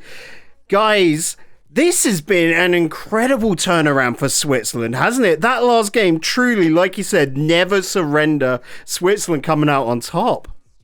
Yeah. It's not too late. It's never too late. That's exactly what they were singing. You know, I hope I don't get copyrights inflicted there. Too close, too close. Too close, too close. So, oh my. Curly and I just casting that. We were speechless because, as we said, the domination from Italy was until the very last minute. And the turnaround was mind-blowing from Switzerland. Yeah, it was absolute turnaround. I know we all have experienced many games where we've only donked a few points. Switzerland was sitting there at 8 points before the rate went down, and Italy was sitting at over 200 points, which is still winnable, but just absolutely crazy comeback from Switzerland. They wanted that win and they got it. It really just goes to show that this game is not over until the ray is gone and you have tried to get your dunks in. Right, before we get on into talking about game number 4, would love to thank everyone out there in Twitch chat right now, watching along as well as watching previous events hosted here on the Battle Hub channel. Unite Battle Hub is actually a channel that's not even been up for a month yet, and we're seeing so much support from all you folks at home. We're absolutely loving it as we just hit 200 followers. Can say we have also just hit affiliate as well, so making gains here, absolutely loving it. But what I'd love to do is talk about these picks as we come on in. Sylveon by Switzerland, Curly, has been taken off the table. Both these teams know the power of the fairy type. Yes, both teams have been using that Sylveon, and they both know that it needs to come off the board. No more Sylveon for these teams. So from the opposite end, that Serena's been mighty powerful, and I can confirm it will be joined by a Blissey. This has been a good little wombo combo, hasn't it? Oh, really, really is. You have not only the healing, the sustain coming from Blissey, alongside the self-sustain that Serena already has, but also the Queen's Ascendant.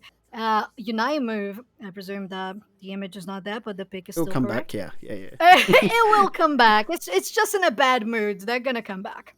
And that alongside with Blissey's Unite move, really, really destructive. But on the side of Switzerland, we have that Tyranitar alongside the Snorlax and the Aegislash, which really feels like a good counter for Italy at this point, Kylie.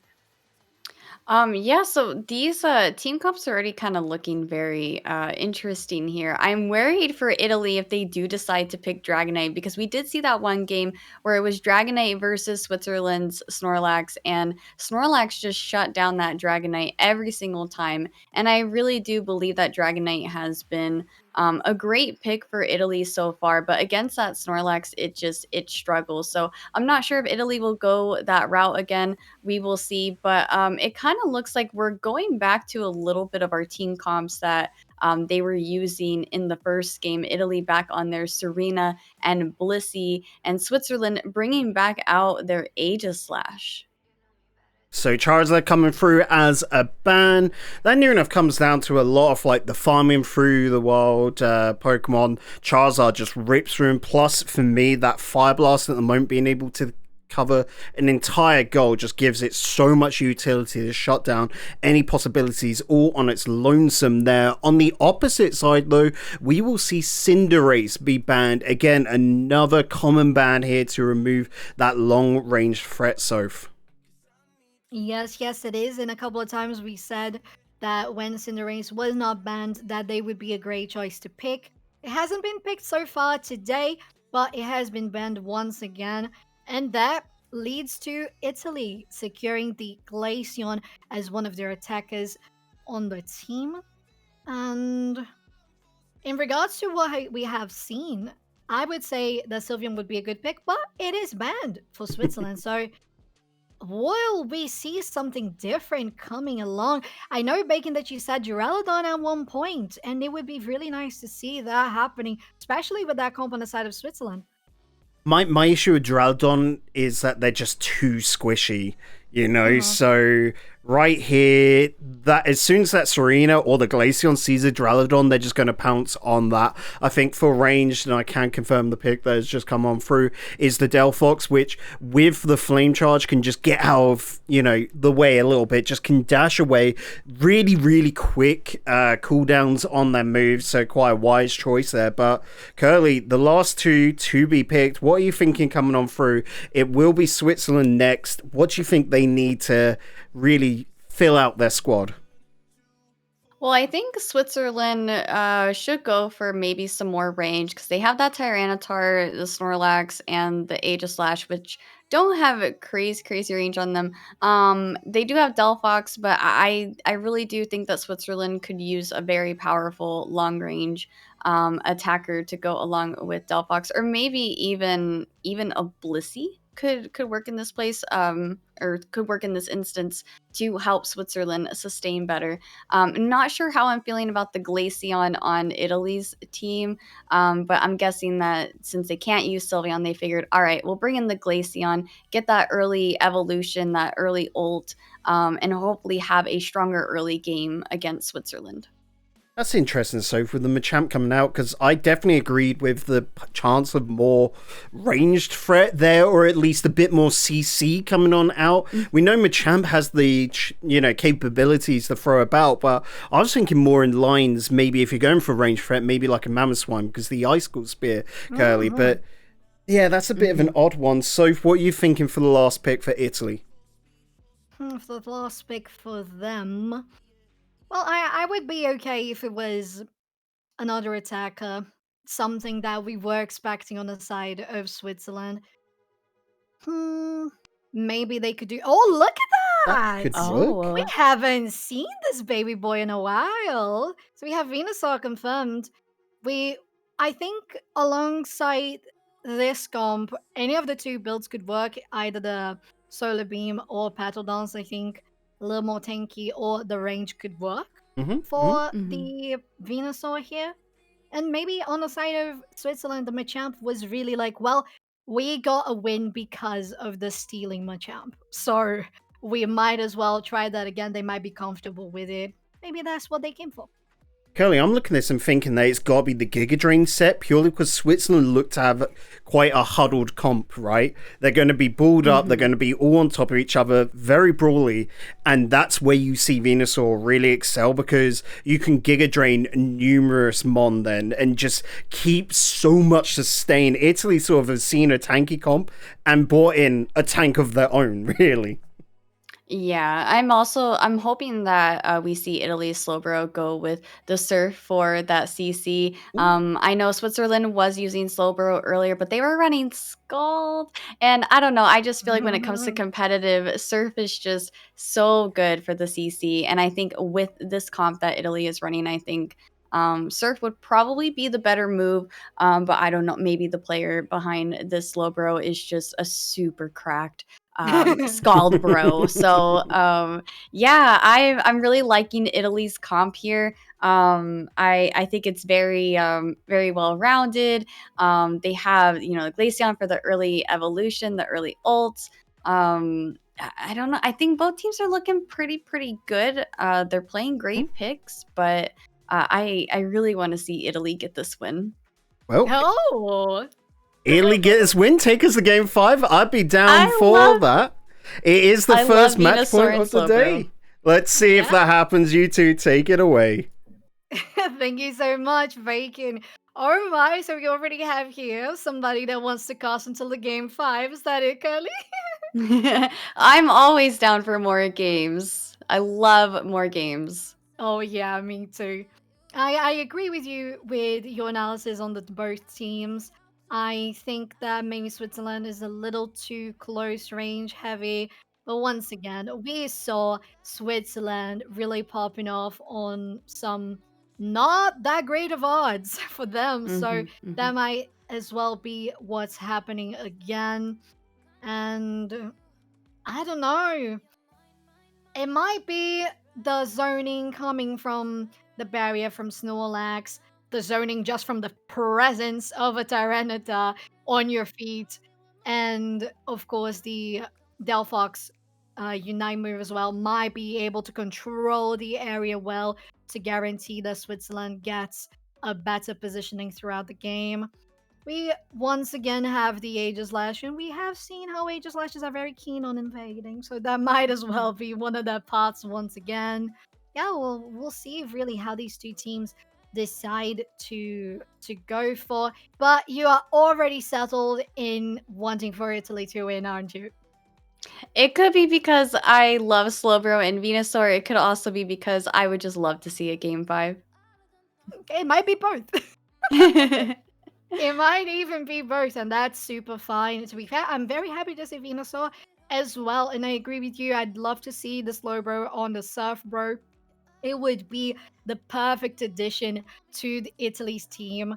Scald would be, I mean, it's a little bit of damage. Why do you need a little bit of damage if you have Serena, Glaceon, and Venusaur? But yes, let's go right into this game.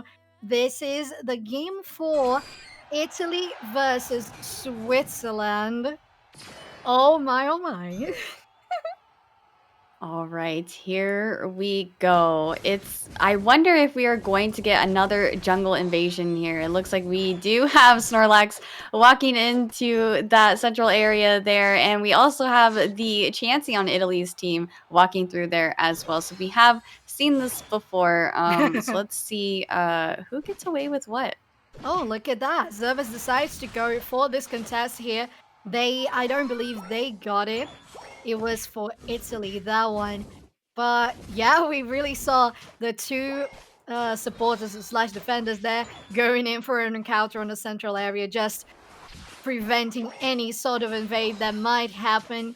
Right now we have Glaceon, already a Glaceon, so they probably look to be rotating for that top path. We have here Volto almost half health already. The Chansey and the Serena pressuring for this wild jungle. Brian is taking a heavy damage here, but the level up, the evolution on Serena happens there. They have the second tier, and soon enough we're gonna have the Altaria going on. It has spawned. We are going to see a fight going to the side of, well, half and half here for Delphox and Inferno on the Venusaur. On the top path, it seems like maybe the Machamp got the most out of those farms. And so far we have pretty similar levels across the board, don't we, Curly? Yeah, not much fighting going on here. It looks like both teams are just trying to get as much secure on the farm that they can get. But right now, looks like we got some scores from Switzerland's side here. They might be able to get a few picks here. The Larvitar is really weak. They did take it down. They have a Glaceon up in the top lane at this moment, and they end up taking down the top lane. Yeah, they really do a lot of damage on this outer goal top path, but Rato is going for Brian as well alongside Snorlax. They are able to do so. So good comeback here from Switzerland, defending that outer goal for a little longer. Keep is around the corner with Inferno to fight for this Altaria. The damage on Zervis is popping up, but the focus band is activated. Rachel guarantees that farm on a wild Pokemon. Inferno's not going to chase any deeper into that jungle. And 25 seconds for the Regis to spawn. As we already have an engage happening on the top path, Aegislash goes down, and it's just this Pulptar here with the Machamp and Zervis to try to contest this one. Yeah, looks like I thought we were gonna have a big brawl there, but both teams decided to back off. But right now, it looks like we have four of Switzerland's teammates up top. They do have a numbers advantage here for this Reggie Alecki, especially since the Glaceon, the Ivysaur, and the Slowbro on Italy's team have not yet rotated up. So this is probably going to be a fairly easy secure, but I don't know. It looks like they're getting some kills. The Serena is popping off. Oh, Dravi is really popping off, especially with how much Switzerland was focusing on Brian and how much Brian was able to sustain, to heal on that fight. That gets Italy to buy some time for this Regieleki while their team takes down bottom path alongside the Registeel, I believe. And they're going to start gathering here on the top path. Brian is really aggressive alongside Dravi here. They want to maintain their pressure, so Switzerland doesn't feel all homely and cozy here before this fight. Keep is around the corner, dealing damage on the Neverix, and they take them out pretty quickly. It's a 4v3. Zerves is going down. We have two people on the side of Switzerland deciding, well, nope, that's not a fight I want to continue doing anymore. Let's concede that outer goal and maybe contest the Regieleki. No, it seems they're just going to defend it when it arrives for the side of Italy. So really good job on that offensive for Italy. Yeah, I'm looking at these levels here from both teams. Glaceon on Italy's team is already a level 10, and their Machamp on Switzerland's side just recently got their level 9. So Italy definitely has a strong level advantage here, and they pushed in that Regieleki. They're going to dunk on this base. Huge pressure from Italy's side. They have a very strong lead with points at this moment. Yeah, they do. And as we saw Inferno decided to go for Pedal Dance and the Giga Drain. So we have a more tankier, self-sustainable Venusaur that, of course, would be super great around that Blissey. And, well, Dravix is really getting that advantage. Level 11 now alongside that Glaceon to really go deep on Switzerland. Well, Brian is actually 1v1ing this Aegislash on the top path, and the rest of that team is pushing here. Oh, and now I just noticed that Drumpa is a Scout Bro. Oh, he is a Scald Bro. That is very interesting. I would imagine it probably just works better for him and his play style. But I do love to see that Pedal Dance Giga Venu as they secure that Reggie Ice, giving their team even more experience. Looking at these levels, they have 2 level 11s, and then everybody else is a level 10 on Italy's side. You still have a Snorlax at level 8, and some of them are just now barely getting their level 9s with their ults. Oh, I wish you guys could see my face right now. This push, this fight, and all of this performance coming from Italy, disgusting. Disgusting. The damage on Keep, on Dravix, on the Serena, on the Venusaur, even on the Skull Bro. Wow. They are destroying Switzerland, and they really want to push this for a Game 5. They're not giving up at any point, and really, in all of European Cup, that's what we have seen. They do not give up. They play until the very last moment. And it's 4v1 here against poor Drumpa, who's gonna go down. 80 points on this outer goal. He was trying to defend it, but it's gonna go down eventually. He didn't notice how much of an overdunk that was. But it was an outer goal for Regieleki. They're gonna defend their Switzerland on the top path. But the pressure from Italy has still been constant, just so oppressive. Switzerland acknowledging there that they were not going to be able to win a team fight up at the Regieleki, which is why I think they ended up surrendering it so that they could press their advantage down bot lane, get those secures while they had Italy focused on that Regieleki up at top. So I think that's actually kind of a smart play on Switzerland's side. They're trying to catch up in experience, but I'm just not sure if it's going to be enough. So yeah, they look to be very far behind right now. We don't have any level 10 players on the side of Italy, whereas we still have Snorlax there. People are still trying to catch up. Neverix is going on Drampa here. Drampa seems to be really getting picked off many times at this game. But a couple of times it has been only a distraction, but not now. Brian might go down as well, and Switzerland takes a good opportunity here to get a little bit of XP back while Rayquaza is just 10 seconds from spawning. Reggie still, though, Dravix is going to be able to get this one and guarantee the extra boost for Italy for this fight, but Switzerland is really already engaging on it. The Unite move from Delphox getting the whole area, and the guarantee from Aegislash for Switzerland actually turns it around for them as they try to chase on these lanes. The Machamp is dropping that 50 on the bottom, Aegislash the 60 on the top, and wow, we actually see Dravix on this. Oh no! The wild Pokemon! I can't believe it! The wild Pokemon really stopped them from scoring the 100 on bottom there.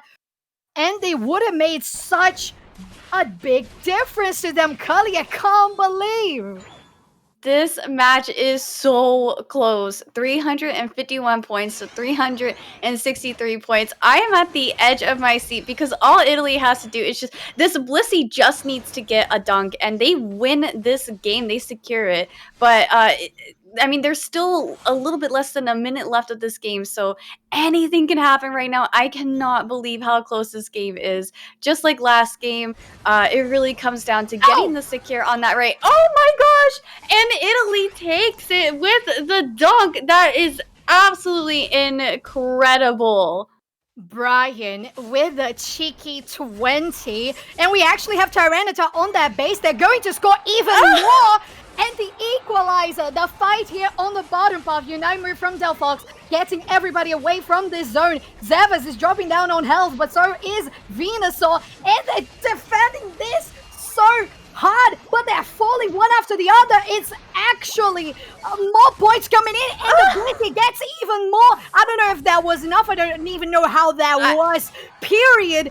Carly, I can't believe what is happening right now. I don't even know the result of the game. Wow, I actually don't know the results either. That was, wow, that was the craziest fighting that I have seen, the craziest endgame that I have seen in this tourney so far. That was absolutely wow. And Switzerland takes the win. Wow. Wow, it really was Voto with that, I think, 56 points at the end. Look at that. Oh my God, Italy must be so pissed right now. Look at the advantage once again that they kept all throughout the game, and then all of a sudden Switzerland gets on track and surpasses them at the very last minute. Wow, really deserved win for Switzerland in this best of 5, Kelly. Yeah, amazing plays from both teams this whole set. But Switzerland, wow, their end game was just incredible. They may have been struggling in the early and mid game, but they knew how to come back and get that secure on that Rayquaza. I feel like we are back into the RIP meta, just like how it was with Zapdos. We saw how fast they just took that down. The Aegislash with the secure on Rayquaza. Absolutely beautiful plays. Great showcase of skills from both teams. Definitely. And I think it's something that we mentioned before the game started, how maybe the Unite move coming from Delphox to zone everybody out and deal damage on the Rayquaza alongside the Aegislash with the raw damage and Machamp would just be the possibility for Switzerland to come back around. And they did it. They did it so well. They zoned Italy out of the pit and they guaranteed the buff was theirs. But it wasn't over there. There was still more than 1 minute left. And Italy was coming back so aggressive, Curly. I can't believe that Tyranitar really sprinted all the way throughout the Sky Ruins and got those last points that would change it all. Yep, that Tyranitar understood the mission. He knew what he had to do. Absolutely incredible. It's just constant back and forth from both teams with dunking. Amazing end game from both teams. Wow, incredible. And well, as we reach the last game of this first best of five, Italy versus Switzerland, Switzerland being the victor, we are going to have a quick break. Next, we will still have the best of five, Italy versus Sweden. So stay tuned, don't go anywhere. We will only take a little bit.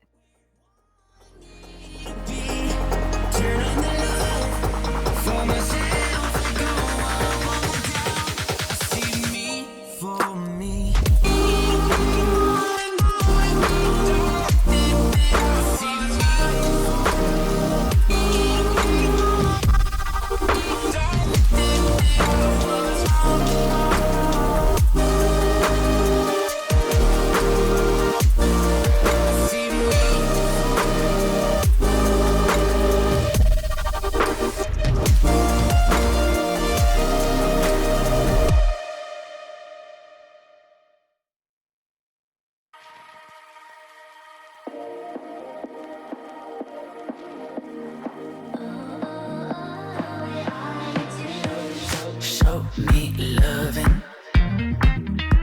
I need your loving. Cause I'm drowning in something and I can't come out. Just show me loving. I need your loving. Me, myself, ain't enough. It's like being hooked up to a crushing heart. I want you to know how bad it hurts. You got me beside along my heart. Are you dreaming of me now? The way I do.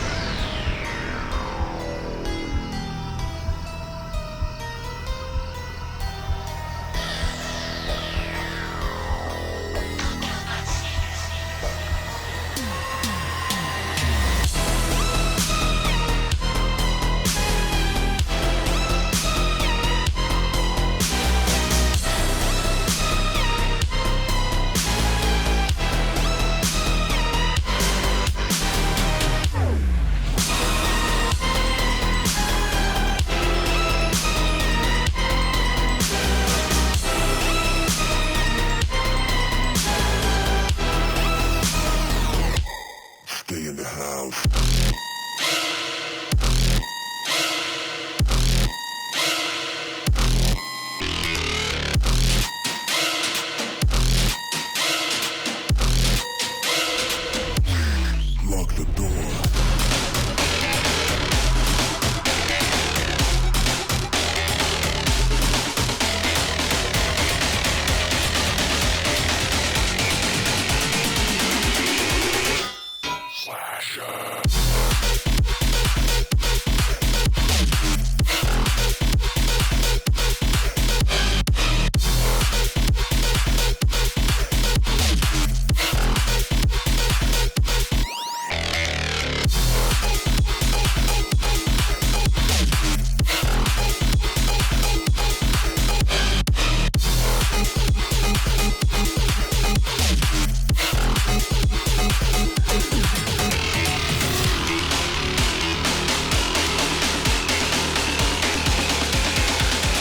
Take us to your grave.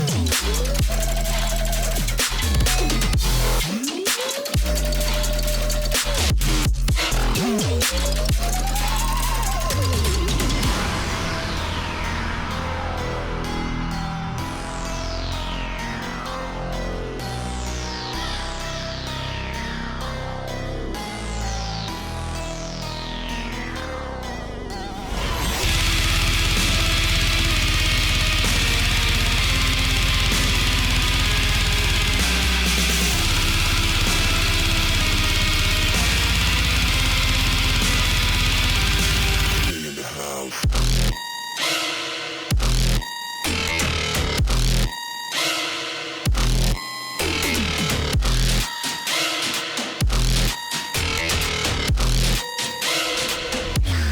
Lock the door.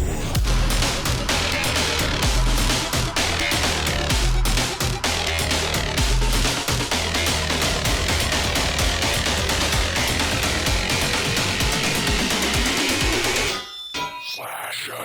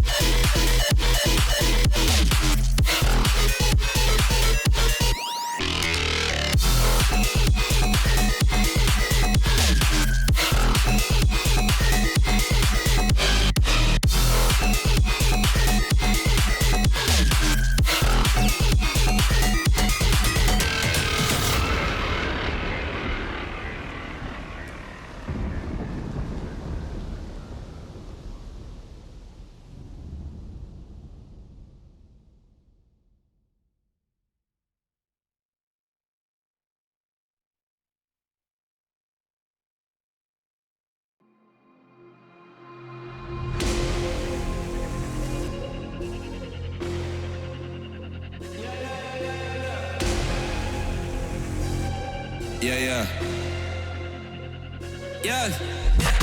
Shawty loves it, yeah. Loves that I'm a dog. They don't want it, yeah. They scared of what I know. Told you the budget, yeah. I gotta get my own. Shout out my bros, this right here deserves a toast, yeah. A lot of people back home on my back and they know. Trying to get on my line, cause the people I know. Manifest this here, 7+ on the ropes.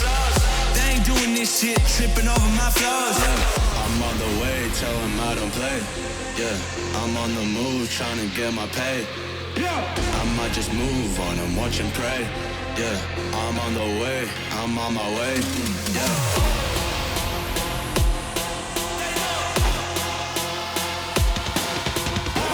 Manifest this here, 7+ on the ropes. They ain't doing this shit, tripping over my flows.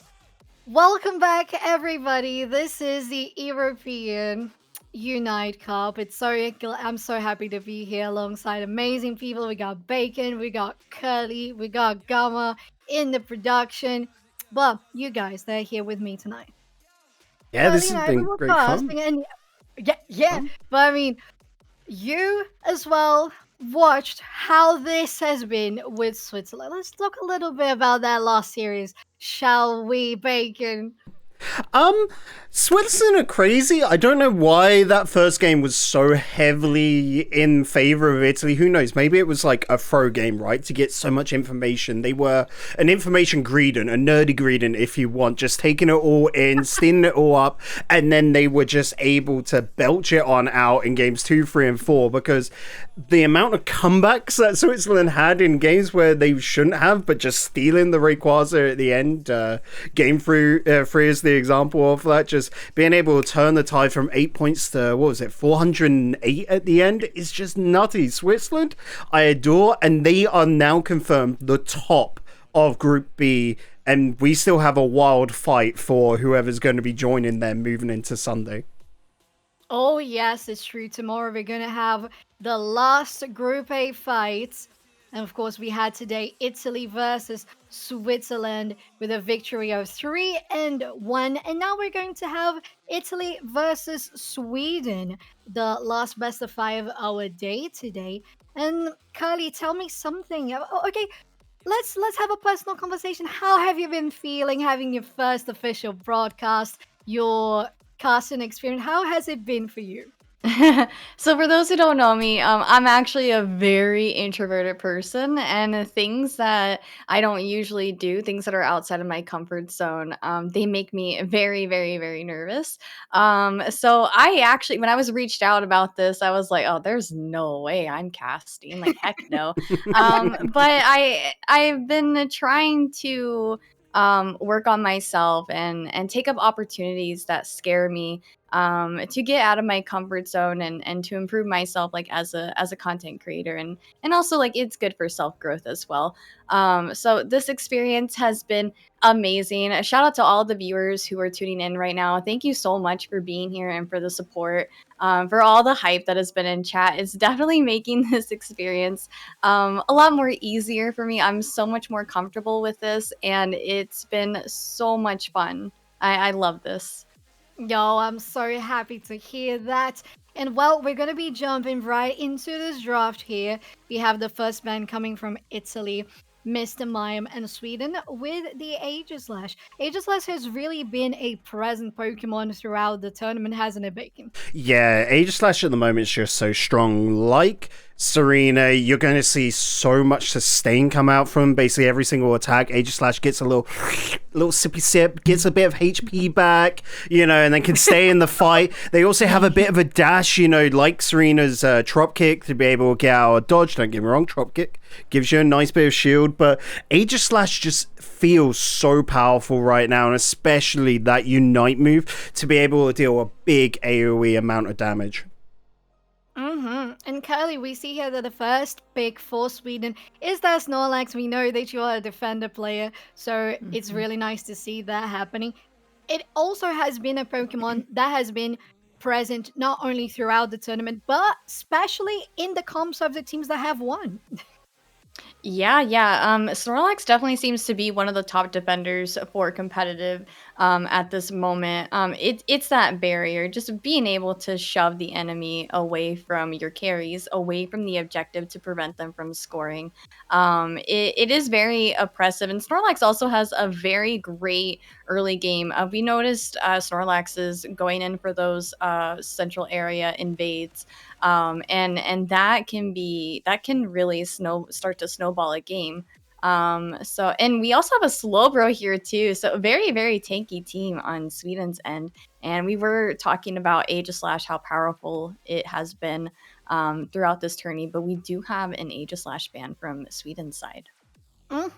Yeah, definitely. They don't want to risk having the Aegislash in either of the teams. There's not going to be any this series, well, this game at least. And we have on the side of Italy, that's Arena, which Bacon mentioned. So great, so solid on the top path, or sometimes even getting a little bit of the farm in the central area. Blissey and Glaceon, even though it was nerfed, still very present in the tournament. And the bans coming from Italy, we have the Azumarill and the Tyranitar for Sweden there. I believe that, yep. Sylveon, I was going to ask what would be a good option for either of these teams in regards to attacker, and they go ahead and just get the Sylveon. How incredible this Pokemon has been, hasn't it, Bacon? Yeah, it feels like Italy saw what Switzerland pulled out with the double evolutions, and like, hey, that was really strong earlier. Was able to get online really early because, face it, Serena's the highest Evo at the moment for Italy. So they're like, this is a very, very powerful roster we can pull, and then we can just also see how our opposition is playing. I'm loving this right now from Switzerland, but it will require maybe like a much stronger range pick, you know, a bit of CC or a defender right there to round it on out. I'm still not entirely convinced. Over on Sweden's side, bold going for the Greninja so early to lock that in, I think. And not only that, but the Greninja and the Absol that have been locked into your options that are usually in the central area. Right, Curly? Yeah, absolutely. And a third option for the we have central a area. yeah. And we have a Charizard on Sweden's side now.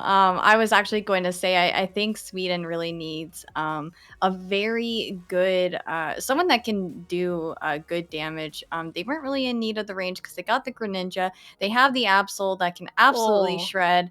No pun intended there. And then they have their two tanks. Now we have a Greedent. I find Greedents to be extremely annoying. So I wonder if Sweden is going to have to deal with that Greedent in their central area. Well, when we Oh, look yeah. Sorry, can I come in and just say we're looking at a very heavy, like, interference sort of meta at the moment where you have to go and invade. You know, you have to be annoying to the back lines, and Greedent does that and does it all solo, which right now you look at the rest of the squad and Italy, because of the squishiness of the two evolutions, really, you have to keep them all together. So the Greedent can just go do Greedent things and it doesn't matter for the rest of the team.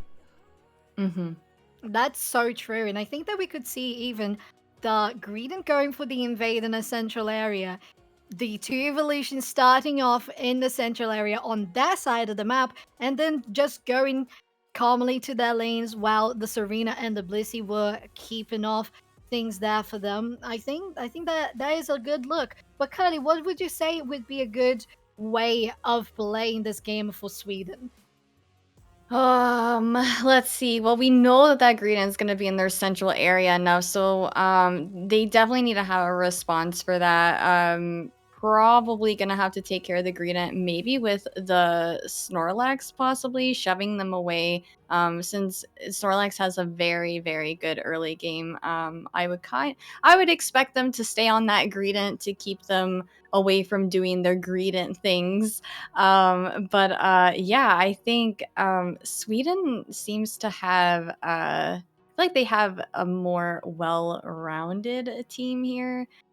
So I don't know what to expect here, to be honest. But I think they're hopefully going to use that Snorlax to answer to the Greedent.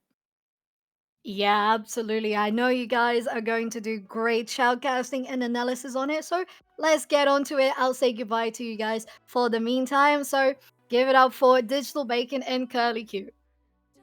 Curly, I'm excited for this one because we've got two teams that are still in the running to make Sunday.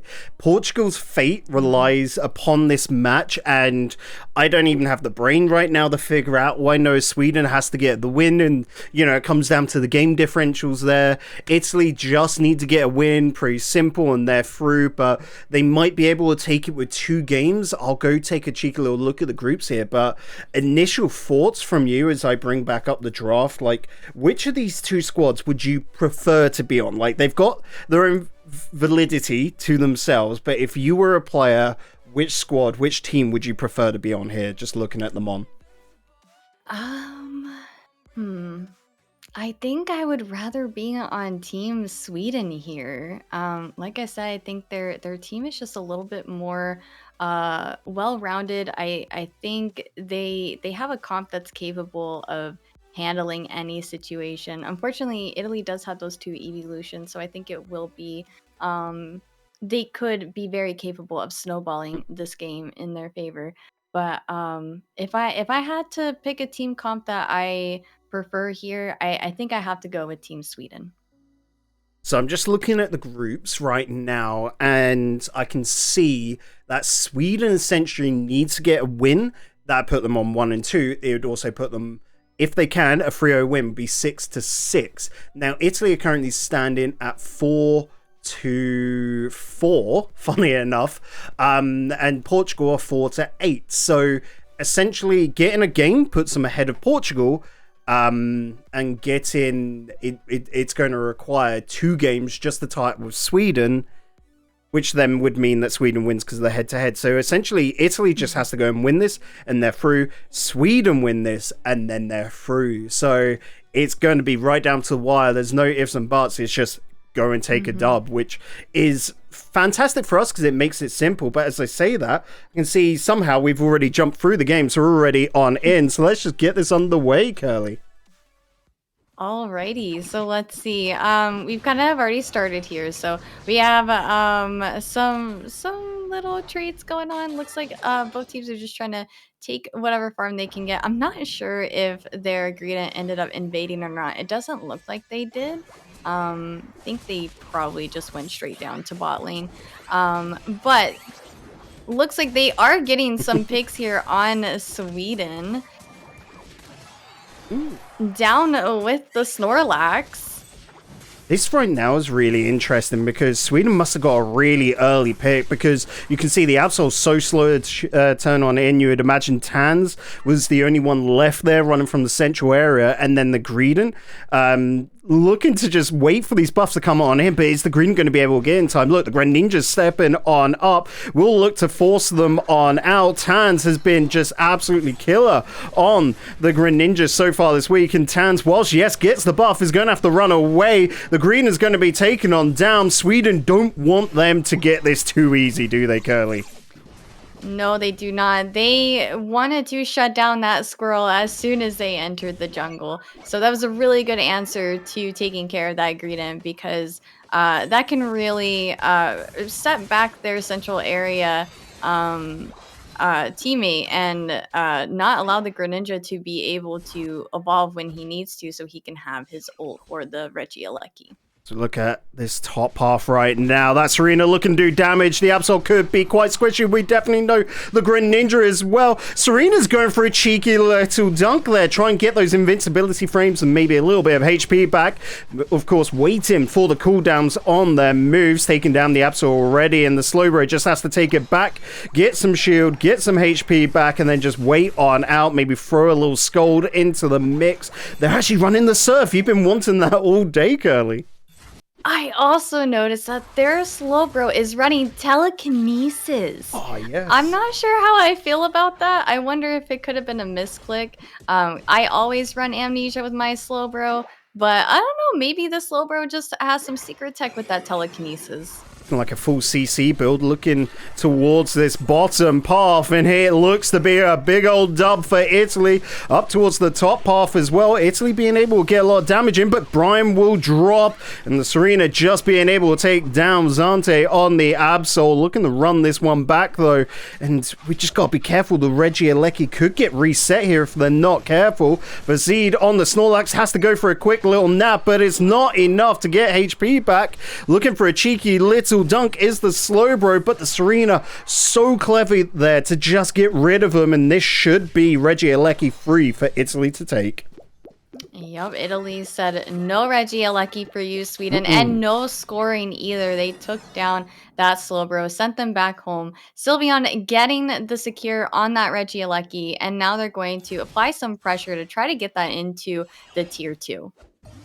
Okay, looking... Ooh, a big old fight over the Regieleki here as the Serena looks to keep on stomping away. Galagano looking to step on in, push them off to the goal, but the Regieleki was able to get it. That's the second tier already broken, and they're taking no prisoners. There comes the Queen's Ascent, taking out the Greninja. Vazid on the Snorlax has to run this on back. They're going to be so low on health. We can see a couple quick little drops if they want it. The double of 9s coming out from the Blissey and the Serena if they want to put that into the central lane, but instead they choose fall back. We're going to guarantee the buffs. We're going to take that on down, get rid of the Excelgor, and then even push back for the birds in the middle. The clouds are gone. It looks like Italy just won every bit of farm.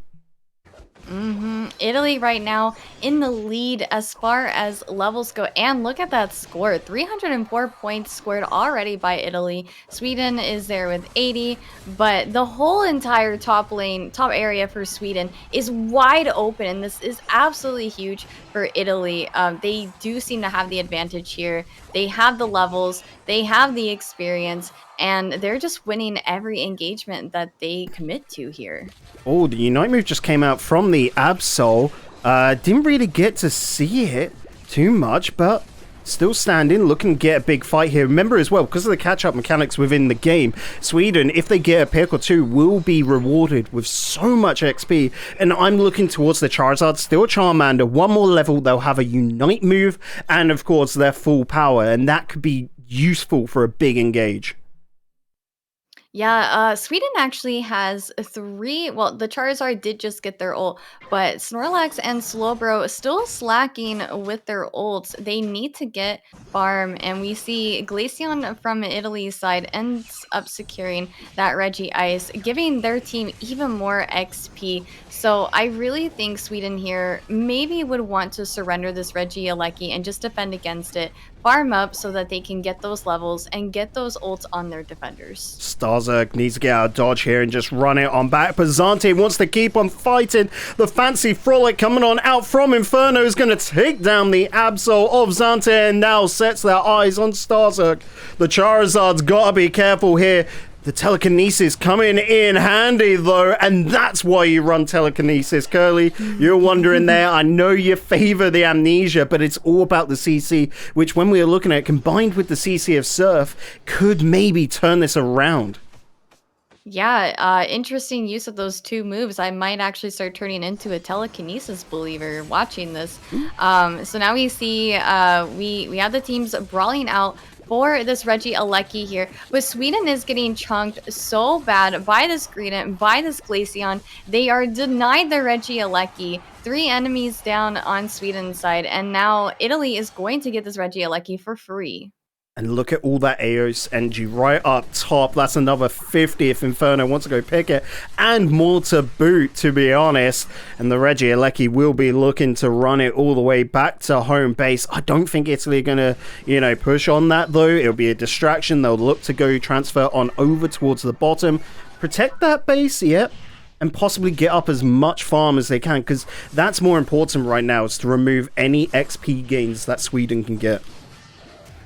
Yeah, like I said a little bit ago, I made the assumption that Sweden needed to get some farm and ignore that Regieleki and just defend against it. That's exactly what they did. Their levels are looking a little bit better now, but they still have 2 level 13s, and Glaceon is a level 14. So that is actually, they have a pretty decent experience lead here starting off at the Rayquaza fight. 4 Unite moves for each side. The Egg Bomb coming out does connect with a C. Oh, nice little dodge there. You got to love a Snorlax that can just get out of the way. Yep. So it looks like Sweden caught up really fast with those levels, though. They got the Greninja, the Charizard, and the Absol at level 13. They all have their ults except for that Absol, but that's okay because this fight could still swing in anybody's direction. Could be prolonged as well. The Seismic Slam coming on out from the Charizard. The response of the Glacial Platform. The Fancy Frolic as well. They're all fighting around the Rayquaza, and it will be Sweden to come away with the buffs from it, being able to get those quick little scores, of course, with the score shield on top. The Snorlax will be able to drop some points, but it wasn't a massive amount. The Greninja of Tans needs to get the whole lot here. You can see the Slowbros waiting to drop 40, which will turn into 80, but the Sylveon has removed that bottom goal, so this is it right here and now. They've got to get even more. Another 150 points are required. They're looking to farm it on up, Sweden, but do they know that they've got enough? Surely with those 2 top bases waiting there, and you can see already that Klaus is waiting just there. Nope, you're not going to step on Inverseed. The response in the Unite coming on out from Zante, but Inferno is just going to be able to run it back. Yeah, I really think Sweden needs to get their teammates to rotate up because that tier 1 is only at 4 points. They can make a huge dunk right here, but they would still need to push on the tier 2 and score again because it won't be enough for them to get into the lead. So right now, Sweden is still behind a little bit. They have 10 seconds left to try to get one more dunk in to secure their win here, but it doesn't look like it's going to happen for them. Oh, unfortunately not. The Unless... Snorlax is removed and the Greninja just not able to take down Brian or keep. So that should be Italy taking it, but we'll see as soon as we get to the final points and popping on up. But again, another great example of don't surrender. Sweden really pushing back into that one, Curly. Yeah, they ended up getting that secure on the Rayquaza, but unfortunately they were not able to get enough dunks to get the win there. But still very close match. Amazing plays from both teams, but in the end, Italy deserved the win. And looking at this, what was the biggest advantage early on from Italy? What was it that they were doing right that got them such a big lead? Was it purely just their pick choices? Was it just having those early evolvers compared to the side of Sweden when you got Charizard and, of course, Greninja taking so long? What was the magic for Italy? I think their Serena was just applying so much pressure, and I think they were just able to get the necessary picks that they needed to get in order to keep Sweden behind in levels. So oftentimes they had to ignore objectives so that they could focus on farming. So with that occurring, Italy is just they're getting all the objectives, they're getting the experience, and it really kept them ahead in the game. Oh, we have to see. Will they be able to get even further ahead in game number 2 as Italy look to get the win here? It's a good game 1, but Sweden might be able to bounce back once again.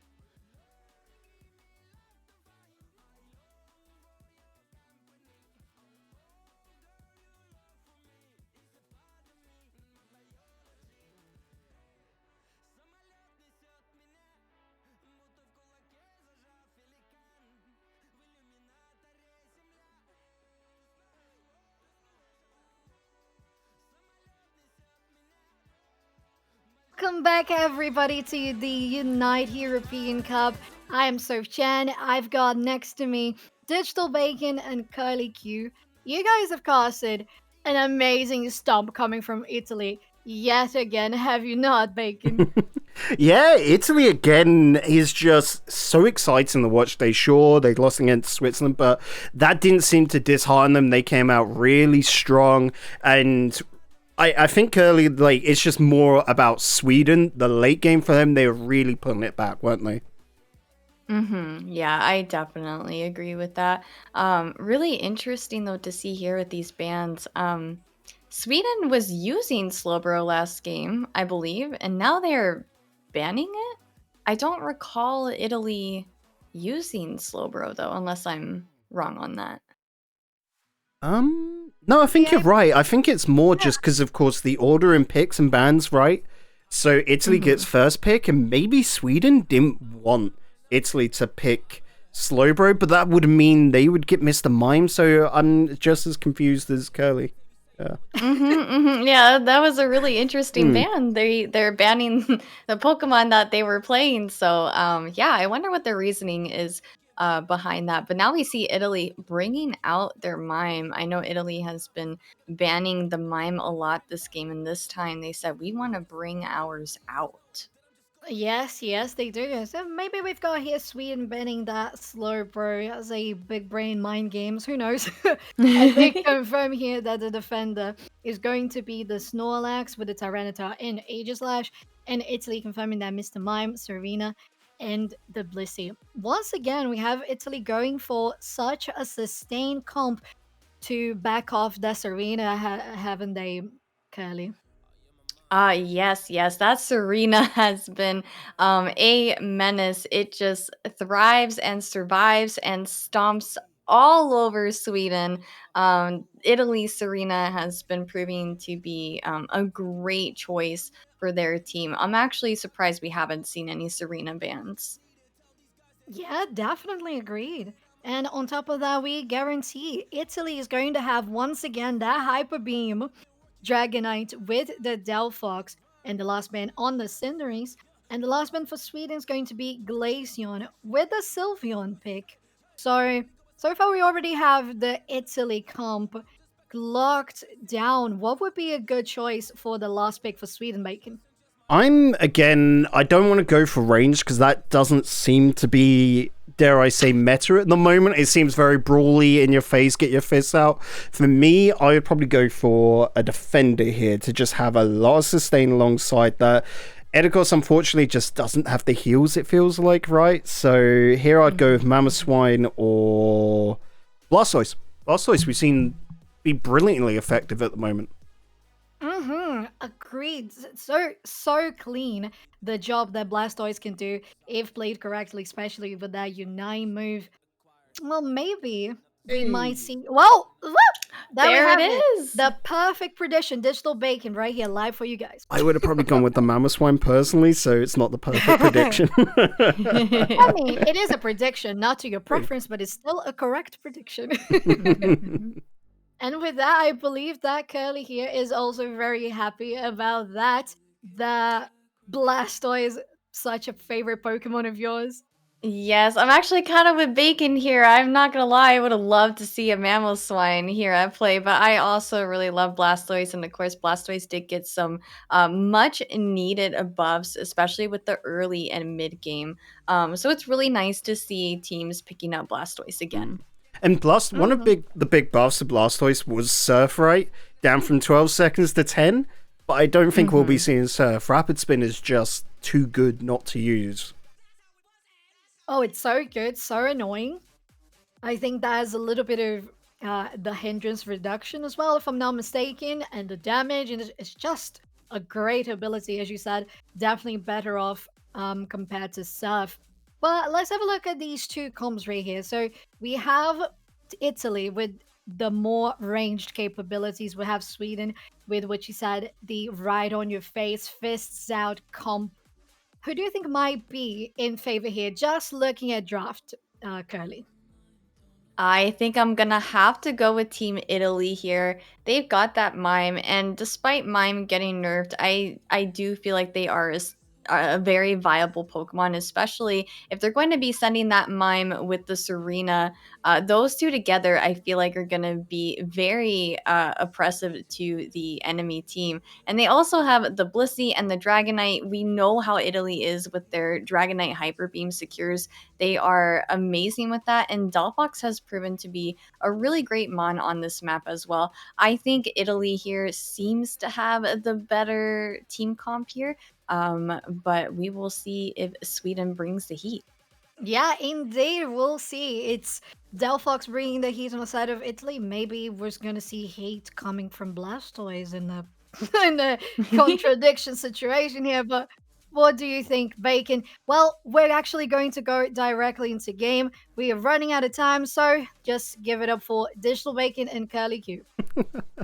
Oh, thank you, Soph. We're just loading on in. Currently, right now in the background, we're doing like the drip check, seeing everyone's holowares. We can't show that to you because we don't want to give over items, right, Curly? Like, that could be a little bit of information, which to be honest, you're probably going to find that out in the first 2 minutes, won't you? Whether someone's using X speed or probably not a eject button, actually. Who knows? Yeah, I can definitely tell who your stackers are as well, typically.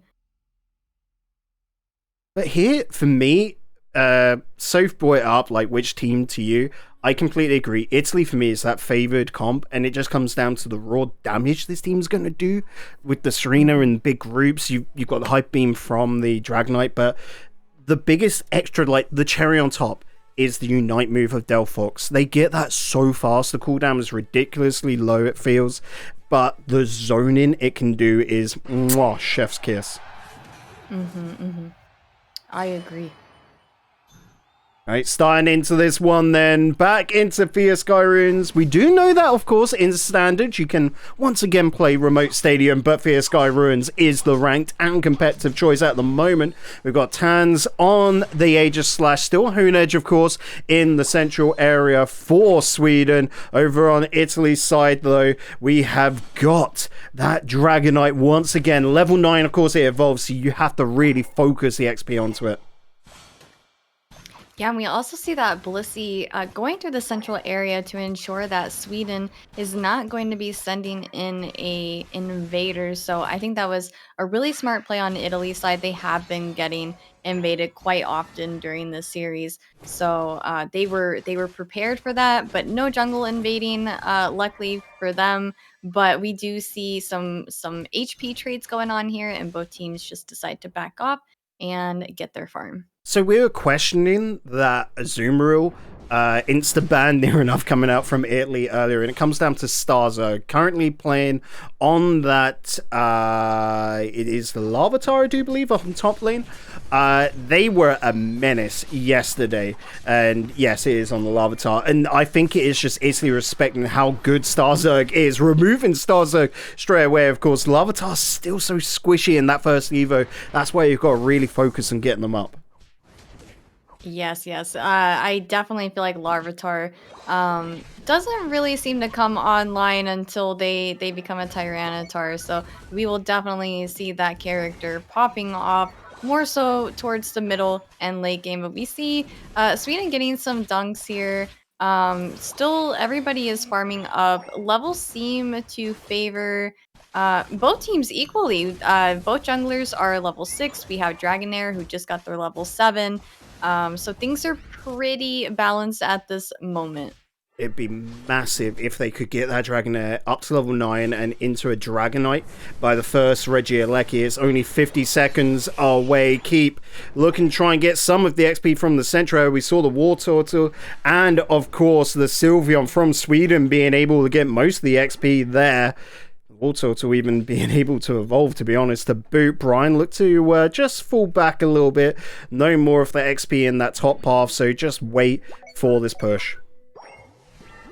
Yeah, it looks like Italy is trying to just protect their tier 1, but Sweden applying a lot of pressure here on Italy's tier 1 base. They get a few dunks here. Snorlax has been chunked a lot. but it is a 3v2 at the moment. They do get that pick on the Mime. The Delphox not able to do anything against a 1v3. Might even be able to drop that bottom goal as we look towards the top goal. However, you can see not really ready to take on that Regieleki. So again, both teams just looking to just throw little bits of pick damage at one another. Keep into the Dragon Knight, looking to try and get that Unite move, but unfortunately they're caught in a bit of a tough situation. The Aegislash of Tan's gonna drop them using that Unite move, then trying to chase on to Dravix, remove that Serene. Such a difficult mon to deal with. They're stepping over the goals, they're getting a bit of shield, they're getting a bit of HP back. You don't want to be staying there. They're pushing on over to the Regieleki, trying to just drop that on down, but Brian is sticking around waiting to use that Egg Bomb, try and steal away the Regieleki. It's the Sereno Dravix that's going to get in the end, and they will push Zante all the way back to the goal, push the Regieleki on in, and that top goal is removed from Sweden. Serena with the triple kill there, or KO, and it looks like Mime did get that Reggie Ice down at the bot lane. Serena and Mime are gonna secure the central area farm. This is looking really, really good for Italy, despite them taking out that Dragon Knight and giving Aegislash his Unite move. But Italy is still holding out. They're leading in scores right now. They have a really good levels thanks to them securing that Regieleki. But at the same time, it's really good, dare I say, damage control from Sweden, right? They're able to minimize the amount they stopped Italy from removing that top goal. So the Regieleki is almost wasted onto that first one. You just need to make sure you get rid of it before it's sent on its way.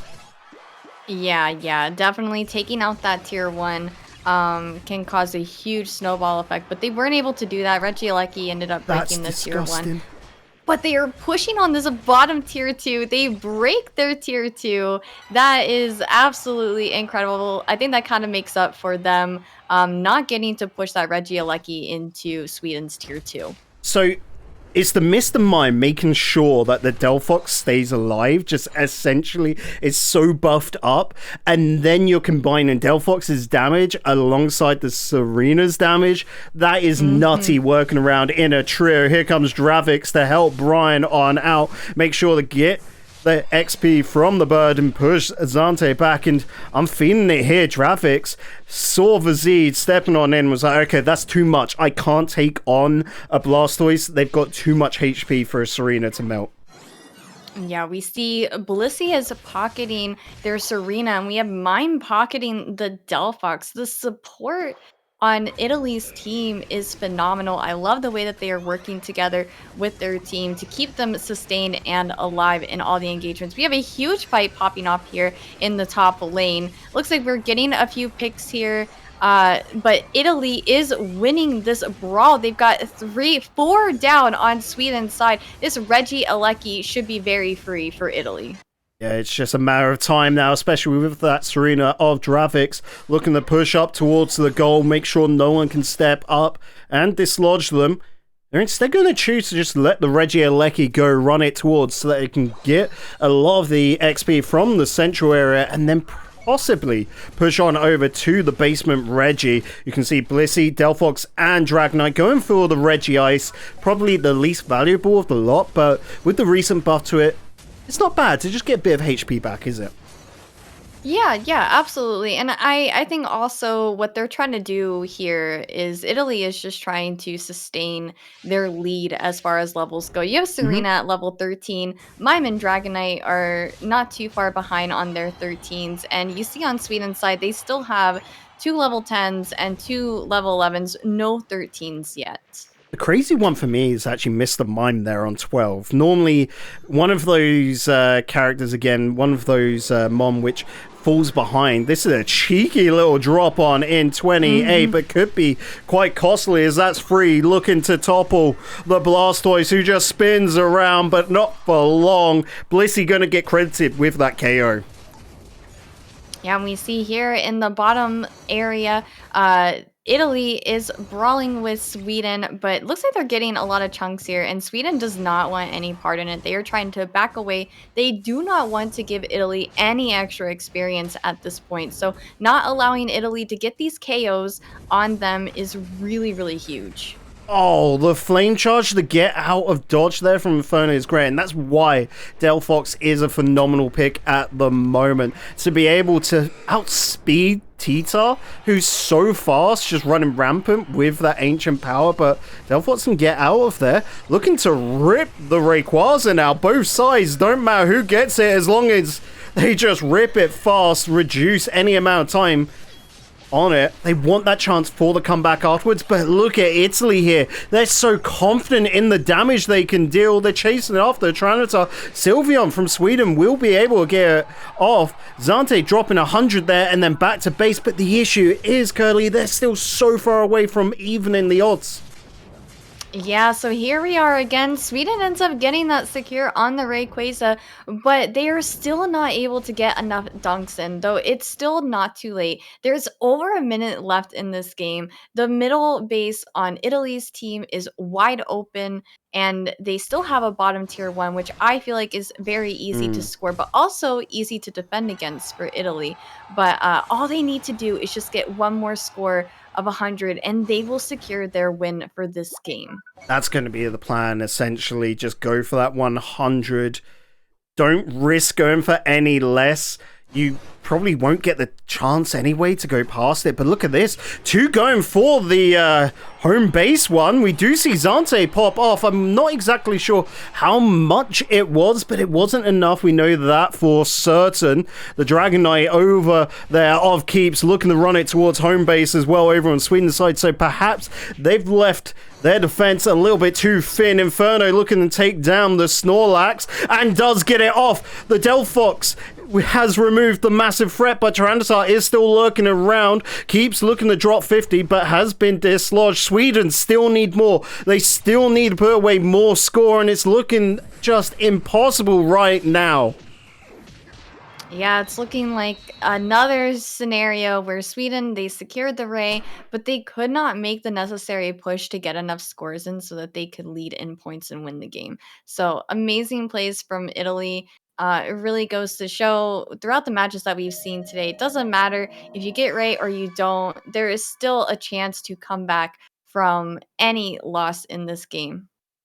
It's got to hurt so much for Sweden there, just to see at the end how close they were. They were able to steal away the Rayquaza, but is it really a steal when both teams at the same time were battling and just looking to get AoE out? Like, I feel like saying steal discredits Sweden in that fight. Yeah, no, I definitely agree. I think Sweden did a really good job of getting the secure on the past 2 Rayquazas.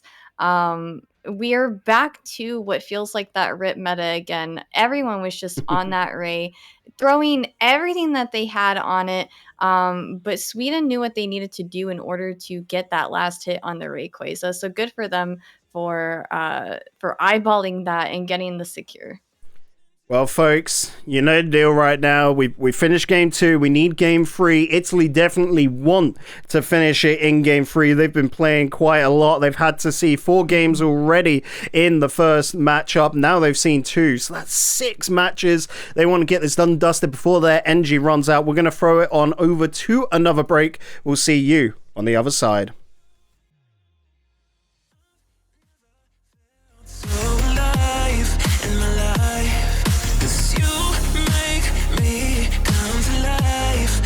Time I'm free. Oh, and I'm loving all that you do. Can't you see that I'm crashing right into you?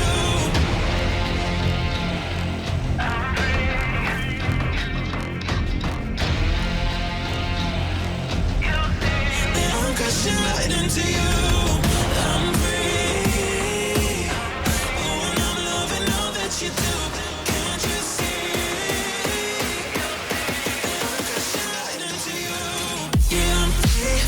Can you hear me calling for you? Yeah, I'm free falling, I'ma keep on falling.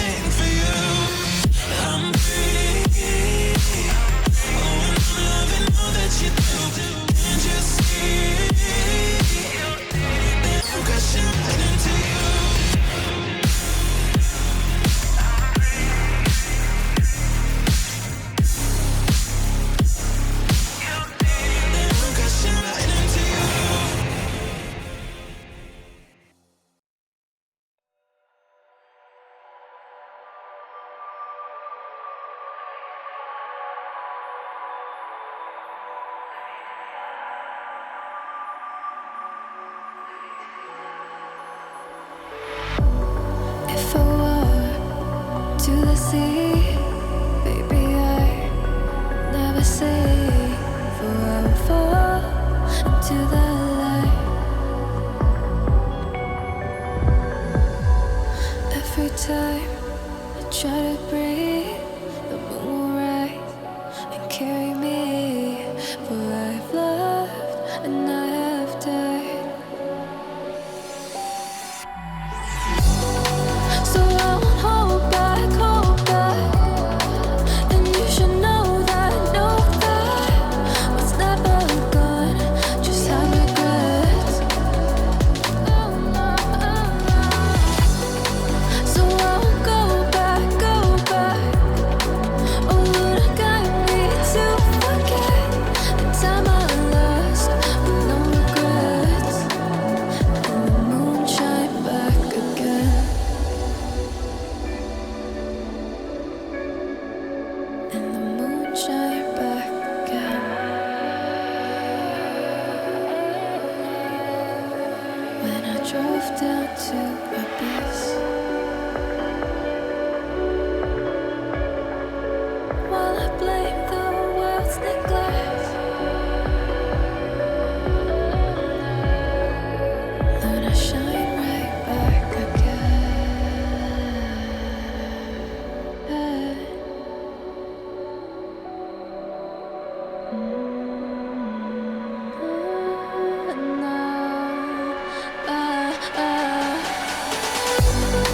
So I won't hold back, and you should know that what's never gone just like regrets.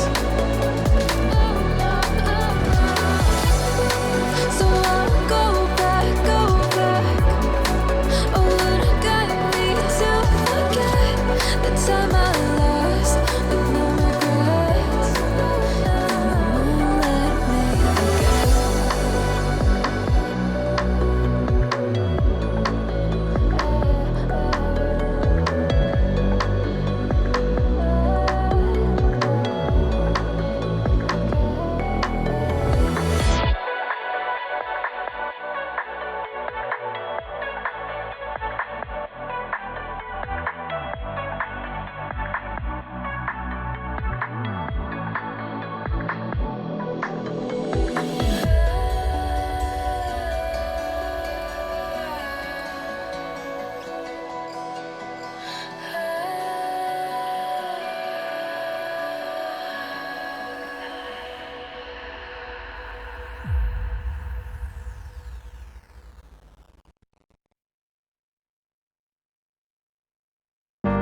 It's just another doorway to open up and see what kind of lifeline will be waiting there for me. I need to bury all these fears and let them fade away. I'm not scared, I'm prepared to find myself again. I wanna fly over mountains, I wanna reach the end. I'll rise up from the ashes, I wanna burn again.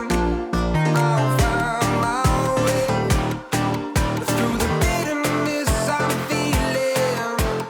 I won't rest, I won't give up, I'm still healing.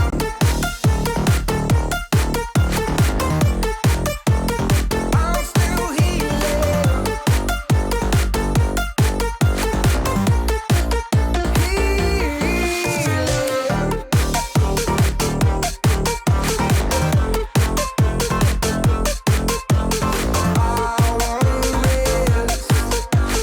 I won't give up, I'm still healing. I fight the pain that I once let kill my vibe. I fear the day that I lose the chance to fight. So I stand up tall, ready to face it all again. And I will not fall, I won't lose again. I wanna fly over mountains, I wanna reach the end.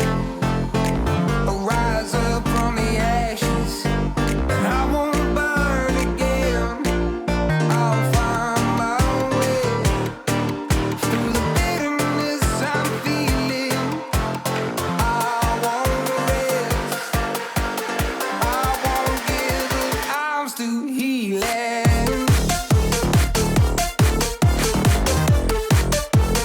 I'm still healing.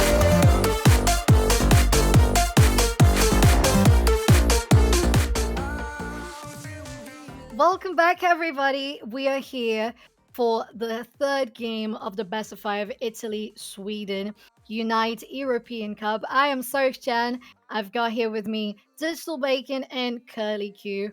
You guys, once again, Italy ended up winning in not a sweep. Sweden was almost there, but Italy got the upper hand. What do you think has been the main differential for Italy in these past 2 games, Bacon? Um, they've just got such a strong, like, early and mid game. By the end game, they're very even, but by that point, Italy already has the XP advantage, you know, the level advantage, and Sweden, whilst they've got a good little team fight when it comes to Rayquaza, it's more because Italy want to get Rayquaza out of the way pretty quick to allow time for themselves to come back if they need to. You know, they're just setting the tone. They're getting there early. They're setting up camp. They've got the chairs out there waiting. Sweden instantly jump onto that because they know they need as much time themselves to be able to get as many points in as possible. And it just feels like everything just flows in Italy's favor. Sweden getting the Rayquazas in the end is just, you're flipping a coin anyway. So I wouldn't put it down to luck, but it's just more showing the skill of Italy to be able to defend after a Rayquaza. Absolutely. It really has been Italy defending after those Rayquazas that Sweden have gotten and still winning the game. Of course, Italy that have made a difference. And right now we have the first 2 picks for Italy, the Snorlax and the Blissey. Very, very tanky and great for defending their side of the map. Whereas Serena, Mamoswine. Oh, look at that Mamoswine for you, Bake. And the Machamp for Sweden. I would ask Curly, what do you think is the best way for Sweden to win this next game? We already have these 3 Pokemon. What would be a good strategy? What would be the Pokemon that you would expect to see coming next from Sweden?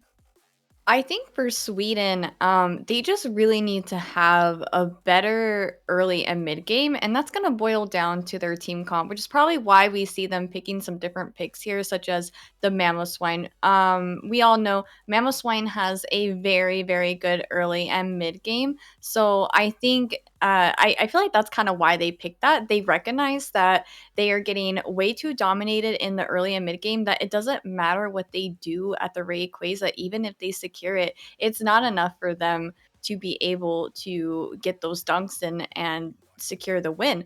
And so now they're bringing out this Mamoswine, which I think is going to be very useful to try to, if they do come down to the same scenario that where Sweden secures Rayquaza and they have to push for their goals, they can use that Mamoswine to, if they end up picking high horsepower, push them off of their base so that their teammates can get their dunks that they need in order to win that game.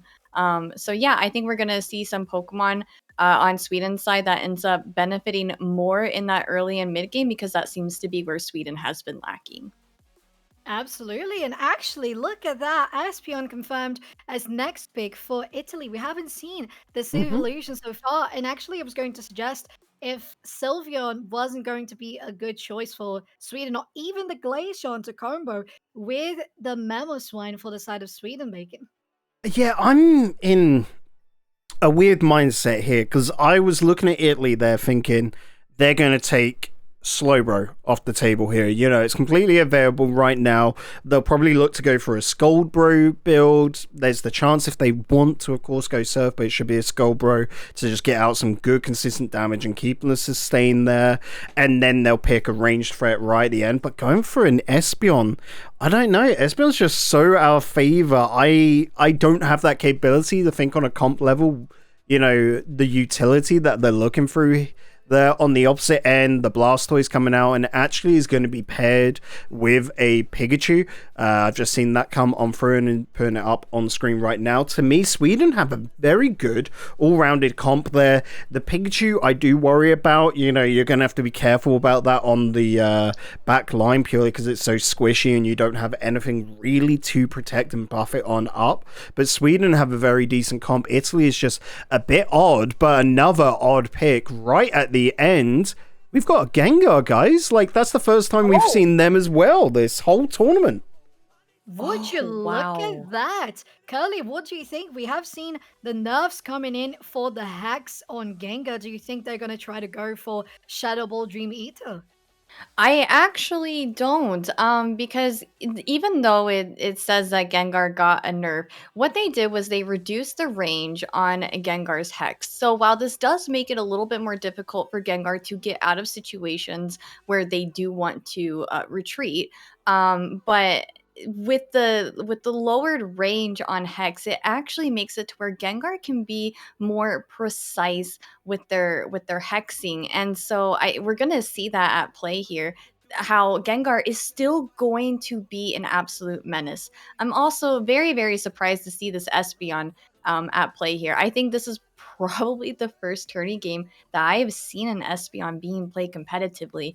And I'm wondering if this is maybe a personal player pick, like the player who is choosing this Espeon is just massively skilled with this player and they're confident in what they can do with this Espeon. So I'm really excited to see this. Yeah, so am I, absolutely. And I agree with you in what you said in regards to the Gengar. It was more like a tweak than really enough. I agree that being a smaller range makes it for a more precise targeting. That is actually one of the things I struggle the most with playing the Hex build on Gengar. That's why I end up playing Dream Eater. People don't like me for it, but I do it. I do well. So it's not that much of a problem. I'm gonna say, whenever I play Gengar, I instantly just go for Hex. Like, as soon as Hex got nerfed, was it way back in like month 2 originally of Unite, I just went, okay, I'm not playing Gengar anymore. I think it's more of a skill difference because, you know, Dream Eater takes a little bit of brain power to use, really, doesn't it?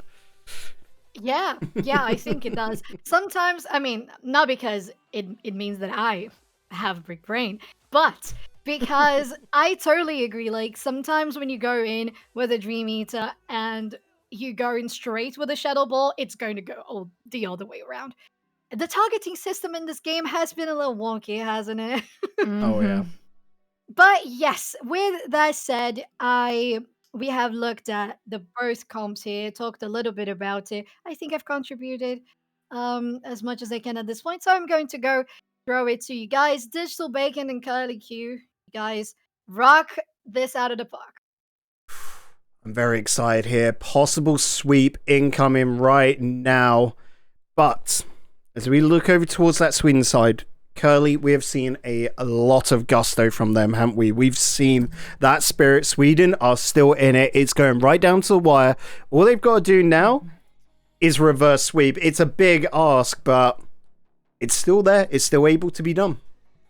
Yeah, Sweden definitely has a lot on their plate here because, I mean, we've seen them both games now where they have secured the Rayquaza, but they could not make that push to get their dunks in. So they are fighting for these wins really, really hard, but they just can't make it work out in their favor. So I think the way that they are approaching this next game with their comp, it seems like they have a better composition to have a better early and mid game. So we'll see how that plays out whenever we get the matches going. So just waiting to get on into lobby right now. Looking back over the teams as they are brought up for us. For me, this Italian squad were almost destined to take Group B, it felt like, and Switzerland have shown themselves to be resilient, but Switzerland have also shown that the Italian squad can be taken down. Team Sweden, looking back on over, when we look again at some of the comps that Sweden have played, it's been more their own flavor, keeping to their game plan, and realistically, this is the most obscure Swedish roster we've seen so far, in that it hasn't been played today. We don't know how it's going to be responded to, and especially with that makeup come through from Italy. Curly, that feels more like a ranked game lobby to me, you know? This ain't comp right now. We're going into uncharted territory.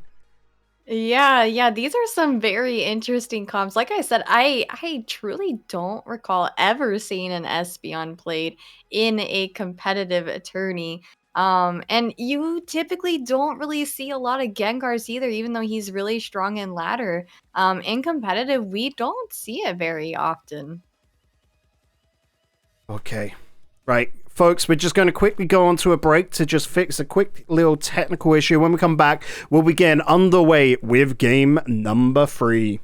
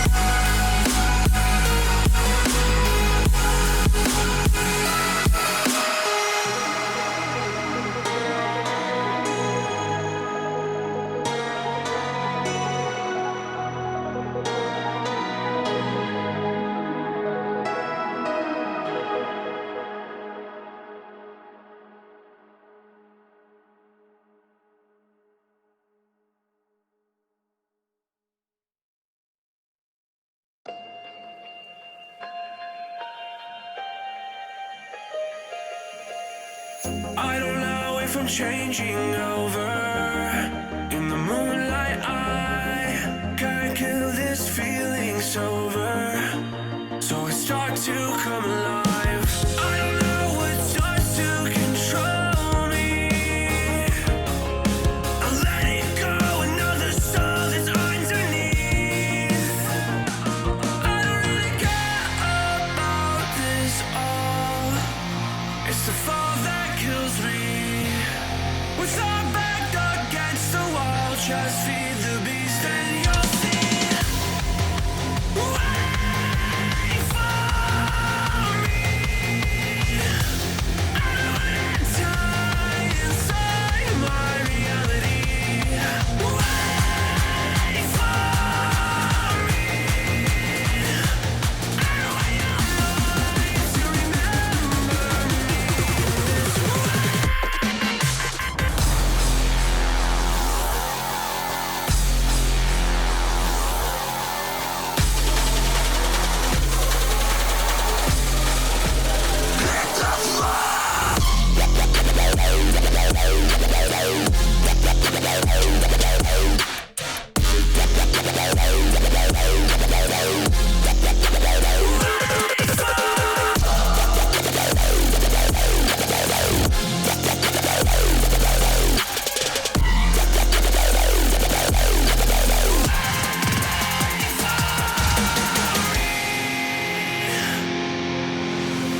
I feel like that we're getting closer to a brand new night. The past is finally getting over. I really think it's time to say goodbye. I don't know what starts to control me. I let it go, another soul that's underneath. I don't really care about this all. It's the fall that kills me. Sorry about that, folks. Couple of little technical issues, but we are getting back on into the lobby, getting ready on into the game. I'm Digital Bacon, joined by Curly. And Curly, we have been pretty much put on attention hold here. This could be make or break for Sweden as they have to bounce back. Let's bring up the drafts again. Just give a refresher for everyone. Sweden have to go on a 3-game run. That's a big ask, isn't it? Yes, but I think Italy really can do this. They have proven that they don't need Rayquaza to secure their wins.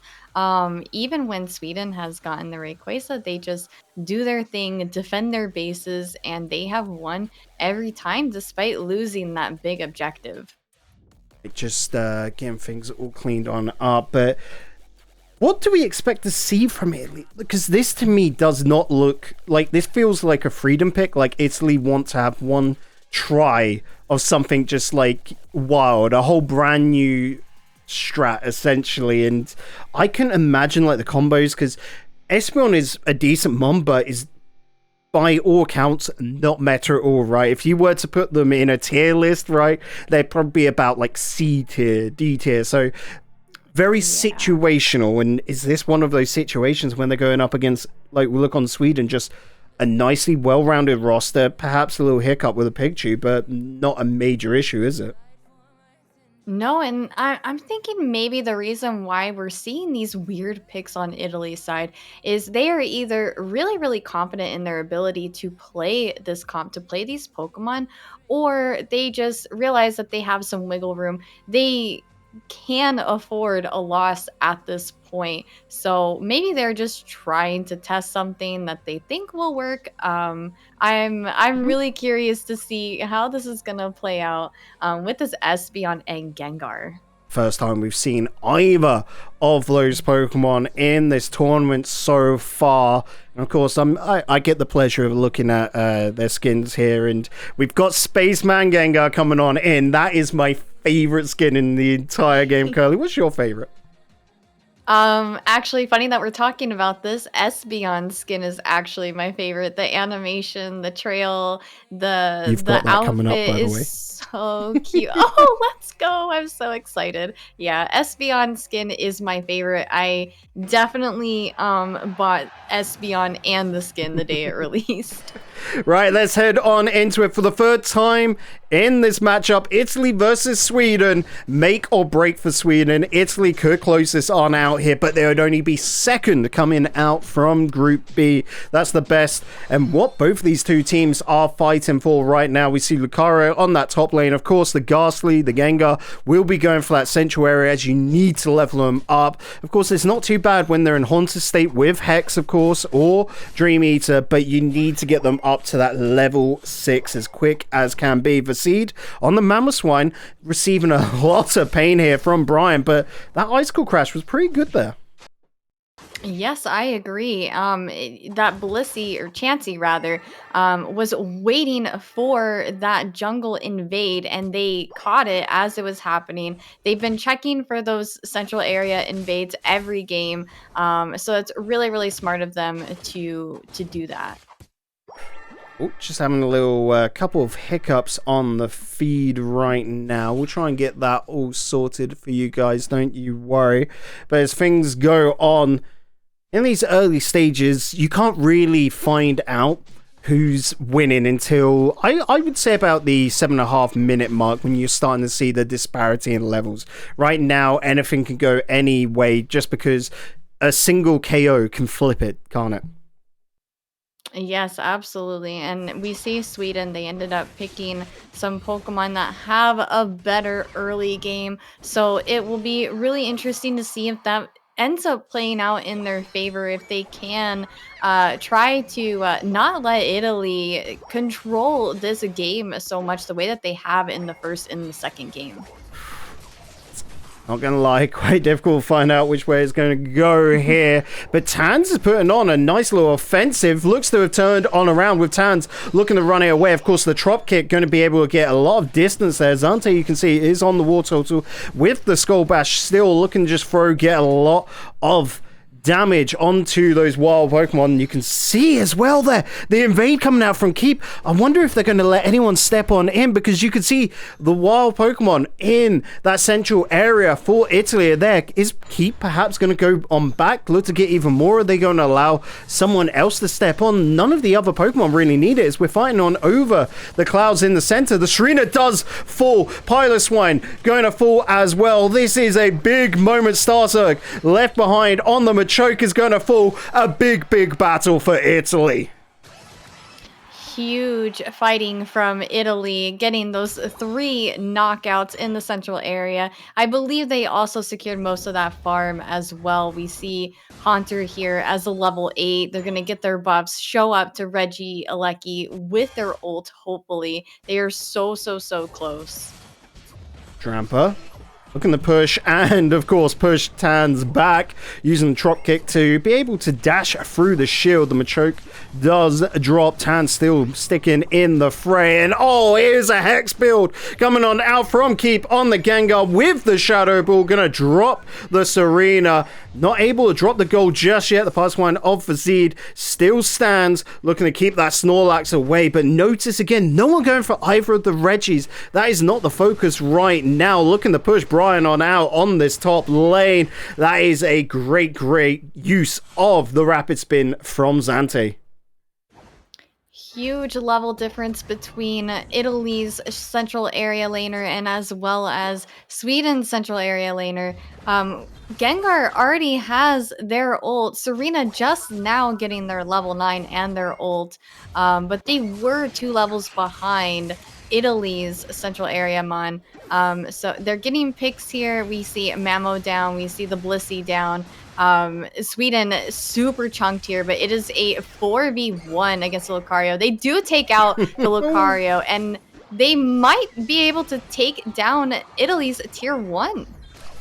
I don't know. Drampa's looking pretty beefy on over there because they've got the attack and special attack buff, naturally applying that on top of the high defenses coming on out from Snorlax. The attack and special attack buff is actually going to really help Inferno there and Keep to be able to deal a lot of damage. In Italy, regain control of that top path. They're going to take the Regieleki, but will they look to run it along? The only player there is going to be Inferno on the Espeon with a lot of Eos energy, so might look to turn it on around. They're evaluating the situation. You can see Brian's going to look to push along that bottom path alongside Keep, try and get a lot of damage there. They can see that you've got a lot of Mon from Sweden on that top path, and rightly so. Inferno is going to get out of dodge, get out of there. They've got no rights being there anymore. They just cannot win that fight.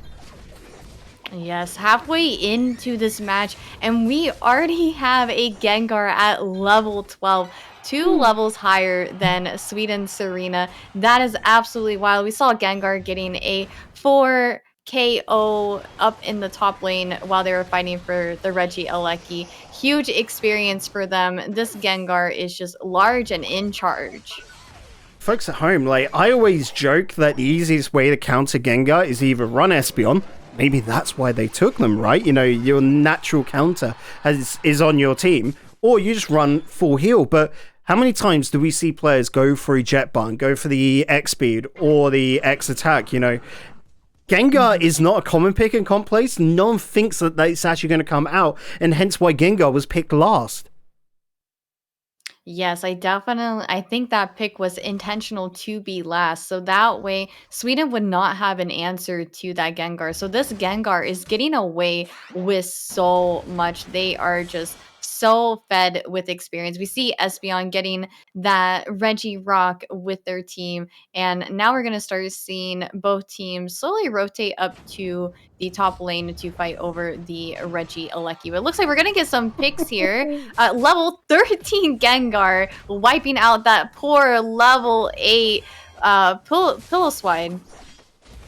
And Tans is trying to do the same, but a Snorlax is not a good challenge there. Too much HP. They might actually be able to take down the Snorlax. They are running triple axle, so extra damage coming on out, but that means they don't have as much sustain. Tans still staying alive there. The Machamp thinks better of it, gets out of the situation. Snorlax is low, uses the block to gain a shield, but in the end, the Mamoswine dropping the Icicle Crash, and Tans will take the Clouds in the center, but it turned into a bit of a nothing fight. Both teams just realizing they're low and can't risk being KO'd. Yep, and it looks like they were able to get some picks on Italy. Getting that pick on Gengar, I would imagine it probably gave them so much experience, and then they ended up securing the Regieleki up top. Not sure if they're going to apply pressure here because it looks like they're starting to back off of that. It looks like they're just trying to take what they can get and then back off to go farm so that they can try to keep up with their levels and stay ahead. I love seeing that in chat for a moment. Gengar is still balanced and fair. Or sorry, fair and balanced. Like, it is a difficult mon. You can see actually they prioritized allowing other players to get up their XP because Gengar right now has got everything going. It's just farming up, ready for that Unite move. And realistically, Italy want everyone on that Unite move because look at Sweden right now, Curly. It's just the Machamp, and that's a Unite move that will do a lot of damage over a fairly decent cone, but it's stuff like Pikachu's Unite. It's going to be Mamoswine's Unite, which will be so effective in this next fight. Yes, and here we are at the Rayquaza fight. Sweden is actually in the lead here with 262 points versus Italy's 214. Looks like a lot of them are in the bottom lane path right now. We might have Italy poking the Rayquaza right now with the Blissey and the Espeon in the middle, it looks like. Yeah, it's an interesting one. Perhaps just to let Rayquaza do a little bit of damage, maybe see some people in the grass. It's a bit of an odd choice. As the Unite move comes on out from the Pikachu, they're running a Volt Tackle build, looking to charge onto Lucario. Lucario does take the Pikachu down. The Gengar is going to take down the Machamp. The battle continues here as the Snorlax goes for a nap, a power nap perhaps. Mamoswine looking to get out of dodge for Seed. Needs help from the Blastoise. Blastoise still with the Typhoon ready to go. And look at the Serena, still has the Queen Ascent. We're going to see the respawns come on in from Sweden. So Italy need to rip this now or just pull back, look to regroup for a second fight over the Rayquaza. Yes, this is definitely a change of pace compared to the last two matches that we watched, where both teams just kind of piled into the Rayquaza pit and ripped the Rayquaza, and it was left to whichever team ended up getting the last hit on it to secure it. Right now, they are just completely ignoring that Rayquaza and just trying to get whatever picks that they can get here. We have a Blastoise going in for a score in the center, which is going to be huge for Sweden. It puts them slightly above in the lead, but Gengar is just popping off and getting these KOs on Sweden. You gotta be careful. We do see the Serena spawn back on in. Do Italy have enough time? You can see the Blissey's going for top right now. 4 seconds. Will they be able to drop anything? I think it's about 10 points. 32. It's not enough. Sweden take game number 3 by a whisker. Wow. That was absolutely incredible. I think it's, what, a 10-point lead? Roughly, yeah. Somewhere in that range. We'll see at the end. 10 exactly. 10 points. Wow. Sweden needed this win because otherwise they would be out right now of this set. Out the tournament entirely as well. That's what hurts even more. But that Blastoise going on in, I thought was mad. I thought it was, personally myself, like in the back of my mind, Curly, I'm there going, they're throwing. They need to be ready for a team fight. You have to really gather on up to be able to secure something. But no, Blastoise was able to sneak it. Yeah.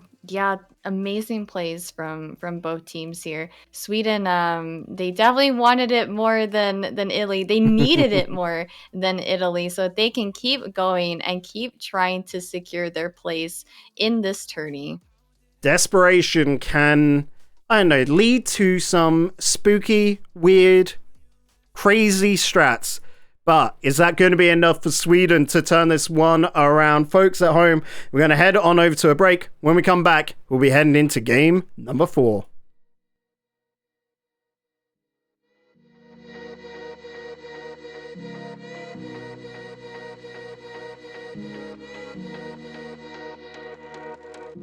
Freedom, I never had the chance to run. Leave behind the said and done. Figure out what's to come. Reasons, all the bigger things I can't ignore. I'm not getting what I came here for. Gotta get ahead of something more. So I think I found a new way out, way beyond a shadow of doubt. 'Cause I can't breathe. And I guess I could be stronger now and leave it up to fate somehow. But I'm doing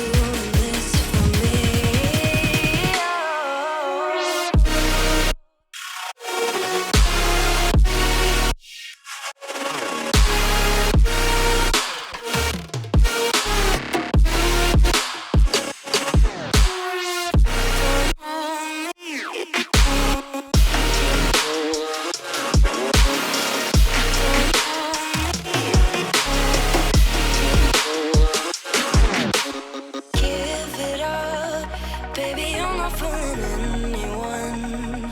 Always going on and on. Can't you keep it to yourself for once? Oh, I think I found a new way out, way beyond your shadow doubt, and I can't breathe. Oh, I hope you're keeping count of all the times you let me down, and all the things you said out loud, the bullshit I could cry about. And I know we could be stronger now, and leave it up to fate somehow. But everything I do for me.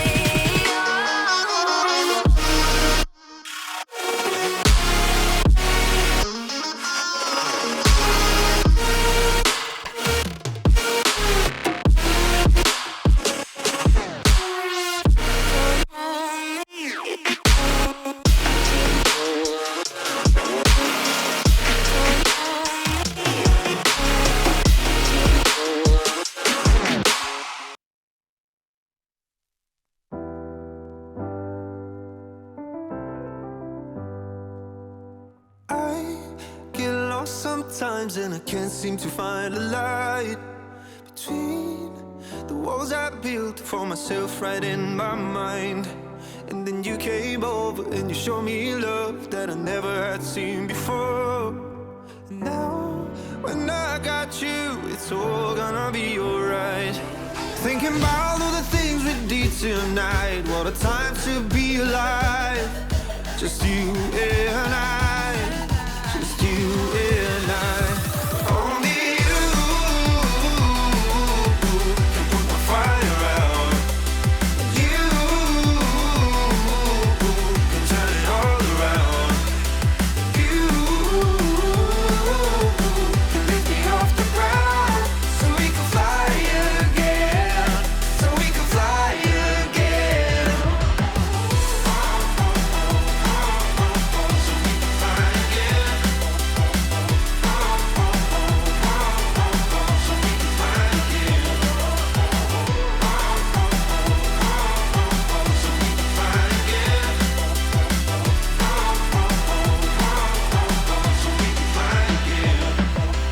I've been trying hard not to go out of my mind. And all I need right now is for you to stay the night. But if you keep saying that you've got to leave, then I'm gonna be alright. As long as you tell me that we ain't running out of time. Thinking about all the things we did tonight, what a time to be alive. Just you and I, just you and I. Only you can put my fire out. You can turn it all around. And you. Welcome back, everybody, to the Unite European Cup. I am Surf John. Alongside me, I have Digital Bacon, Curly Q. You guys, the comeback for the reverse sweep of Sweden has started, hasn't it, Bacon? Yeah, this is like we're so excited, but it's only one. They've got to do it 3 times in a row. And Curly, we were saying like this felt more like they were trying something new and most likely going into the next stage, like the next game, because they can't risk it again. They'll probably go back to normal, won't they? Yes. I don't think they'll bring out the Espeon and the Gengar again. I think they knew that they could throw a game. They wanted to try something different. It didn't work out for them, so I would expect them to go back to their usual picks, hopefully. Yeah, absolutely. I mean, they had a 2-win advantage there. They could afford getting a little experimental. But as we see, they are getting back to the roots. The ban on Azumarill is there. The first pick on Mr. Mime is also there. And Sweden is going for that super reliable Serena Blissey comp, which had been... Oh, is that still confirmed? It's still confirmed. Sometimes, Okay. you know, when I input a new one, it gets rid of an old one. Like, it brought it back when they added Sylveon in, which we've seen a lot of today. Yeah. Yeah, that's very true. With Sylveon with the hyper voice, right, Curly? Yes, I think the Sylveon is actually super underrated right now.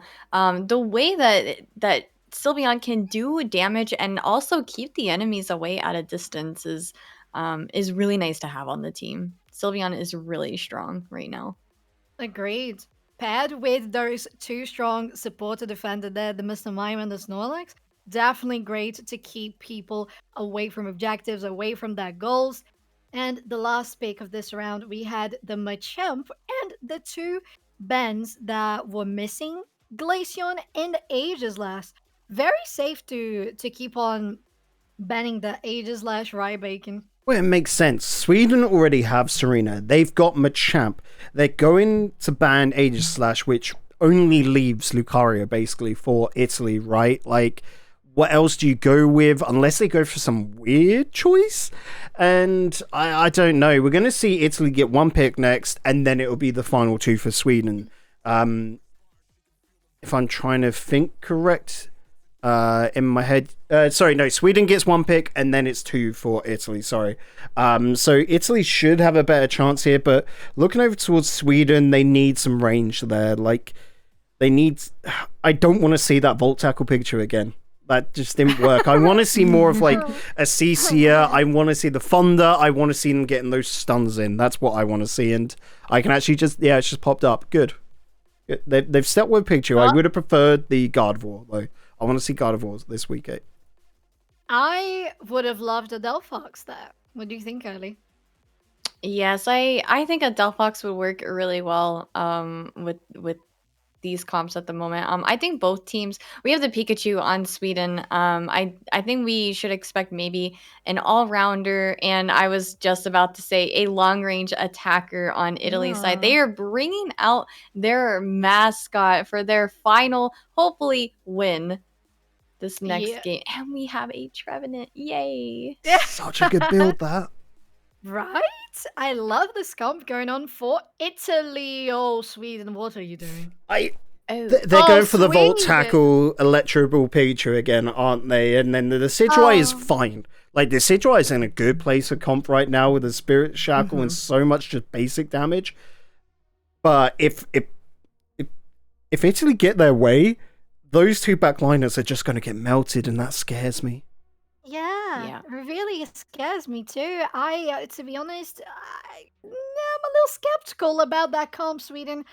I am sorry, I'm not rooting for you guys, at least in the draft basis right now. Of course, I'm rooting for you for the reverse sweep, but I'm not that confident in that build. If you guys are, I trust you guys. And two people that I also trust very much are Digital Vacant and Curly Q, so I'm going to throw it off to you guys. Have an amazing cast, y'all.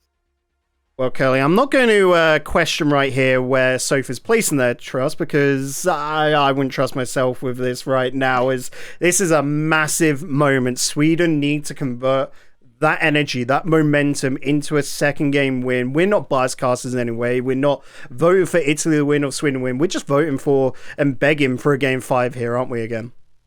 Yes, we love more games, and I really feel like Sweden is gonna bring it this game. They need to get the next 2 wins in order to secure their position in this tourney. So I expect this next match and maybe the ones after that, if there are more, to be very, very, very packed with impeccable plays and just... We're going to be on the edge of our seats for sure, because both teams want this win so bad. Yeah, we're just getting on into the lobby right now, and any moment we'll be starting game number 4. This feels very much like Italy have gone, dare I say, a safe route, a very traditional comp, it seems, at the moment, whereas Sweden are trying something, and I don't know if this, dare I say, assassin-type Pikachu is really going to work for them. The Decidueye is fine. We've seen Tans pull off basically 360 no-scopes with those Spirit Shackles, and I'd love to see it again. The rest of the squad is pretty standard, so it could just come down to individual fights and looking to really focus their damage on single targets and then push from there. Over on that Italian side, what would be that single target, though? That's my question, my final question before we get in, Curly. I think Italy will probably need to watch out for Sweden's Decidueye, because he can be out of your vision and just completely chunk you with those spirit shackles. So I think Italy's priority should be shutting down that Decidueye. Hmm. And as far as Sweden shutting down Italy, I think maybe the Cinderace will end up being the problem for them. I can completely see that as well. That Cinderace can be scary once he gets up to fully evolved. And even then, we've seen Reboots, be able to deal chunks of damage. But Brian's going on an invade with this Snorlax once again. And will they perhaps get this? Look up there towards the Rowlet. They've not even taken down the top buff, finally getting it. Will they be able to get this purple buff? No, Brian gets it from free and just runs away. They've got their full. Yes, they have. And now they are heading up into the top lane to help out their teammates. The Cinderace is also, or Raboot rather, is moving up as well, going to get a gank on this Machop here. And it's looking like we just have this Pika that's just walking around, and they're not going to be able to secure any farm here. Yeah, it looks like the Machop had to jump back to base and will look to get back involved in the fight. On the bottom path, of course, you got Mr. Mime and now the Sylveon for Italy. But as the clouds drop, well, the top lane, that was very easy for Italy to take. Sweden just could not contest that. On the bottom path, though, 3v2, Italy looking to be able to do a lot of damage. Can they get rid of the Blissey here? That's the question. No, is the answer for Seed. With just a sliver left, is going to be able to Scarper back to the goal. Yes, good fighting from Sweden there. And good call on backing out as soon as they could. They definitely don't want to let Italy get any experience here. Both teams need to farm up in order to have a strong early and mid game. Okay. Just waiting for the next fight to take place. Both of these two teams give them a lot of respect, but now the central clouds will fall. The Seed looking to just throw that slap on down. Inferno with the Hyper Voice going to look to do a lot of damage, but look here, the Machamp once again falling. The Pikachu still at level 4 should be an easy pick there. Zante looking to do a lot of damage, does get rid of the Cinderace alongside the Blissey of the Seed. Now they're turning their eyes towards Snorlax. Brian will fall as well. That's a 2 KO for Blissey. That is one heavy egg right there at level 7 already. The Blissey carry. We love to see it. Sweden is performing really well right now. We do see junglers are equal in level. So there's really no level advantage here. Levels and everything is fair across the board. And we do have the first Regieleki spawning, but teams seem to be pretty divided right now. Italy has 3 bot at the moment. Seems like they're going to prioritize getting this Regirock here.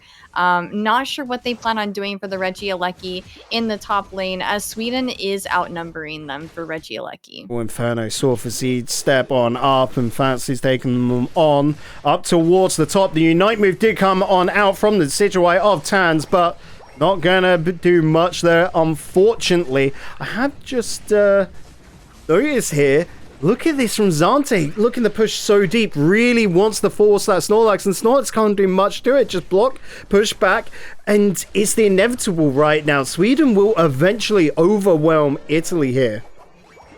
Yeah, and we do see Italy's Trevenant prioritizing trying to take out the enemy Decidueye. We said that they were going to have to prioritize on getting certain picks, and we do see that happening here. Unfortunately, Trevenant was not able to get the pick on the Deci here, and so we're still seeing some fairly even levels here. We have more ults on Italy's side. We have a brawl going on right now in the central area. They do take out Sweden's Serena. That is going to be huge for them, as Serena has been kind of a menace to deal with this tourney. Yeah, but in this one singular game, I'm feeling Zante's getting a little bit too overambitious, right? And they're going in a bit too deep. And Mr. Mime is definitely not a Pokemon you go up against, they can just eat it all up, sustain, and if they get that power swap off, they'll just keep healing themselves through it. Zante does pull out the Unite move, looks to push on, looking to go up towards that Mr. Mime of Drampa, but has to fall back. Inferno on the Sylveon is going to look to do chunks of damage, keeps there from afar, should be able to follow up here and assist as Mr. Mime Drampa looks to drop the goal, will be able to do that, so no more HP recovery there, and Regieleki will drop in 20 seconds. Italy will want to pick up on that and send it towards the second goal. Sweden getting a few picks on Italy here, but really huge momentum here. Italy taking out that top tier 1, so that way they could try to prioritize this Regieleki and send it into the tier 2. However, there's a high presence of Sweden in the top lane, but Italy is still getting a few picks. Right now, I feel like anybody can secure this Regieleki. Again, over-ambitious there from Sweden. Tans in particular on the Decidueye going too deep. The Decidueye has the lowest HP of any Pokemon in Unite, and yeah, is a glass cannon through and through. They are just, Italy is keeping Sweden distracted while that Cinderace just gets to rip through that Regieleki solo. They were not even contested for it. It was a free Regieleki for them, while the Snorlax and the other teammates were able to defend and keep Sweden away from that Regieleki. They end up breaking that tier 2, leaving the entire top lane wide open on Sweden's side and also getting those picks. And a 188-point lead right now for Italy. It's still within the realm of possibility for Sweden, but they will have to get the Rayquaza. Dravix on the Trevenant just had to hold around for as long as possible, try and keep attention away. Inferno, well, yeah, he just saw Starzerg and Zante step on up towards the Registeel and was like, I'm out. I can't handle this right now. I must say, I feel like Sweden is doing a really good job of getting some picks, but Italy seems to have stronger team play here during this game. Despite Sweden being able to get a few picks, the team fighting seems to be more on Italy's side. They are performing really well. I feel like they do have a huge lead in this moment, 338 to 150 points. And I'm looking at this right now and thinking, Sweden, you need to farm up before this last fight. Don't get ambitious like that. Don't just wait for someone to step away from the goal. You need to be able to get as much XP as possible. You're still within, you know, in an easy range. It just comes down to the Rayquazas, so just get as much as possible. Now they're looking to get positions, but is this perhaps a little bit too early? They're going for the birds in the center, which do despawn 30 seconds before Rayquaza drop. As soon as you get that timer, they're gone. There will be 13 seconds for Regieleki. Are Italy bold enough to go for it, to rip it? I think they are. We do have a Serena coming up pretty quickly, but they're going to be able to rip this, I believe, before that Serena can even get close to it. And there we have it. Just completely uncontested. But Serena is going to try to go maybe for a sneaky dunk, and nope, they decide to back off.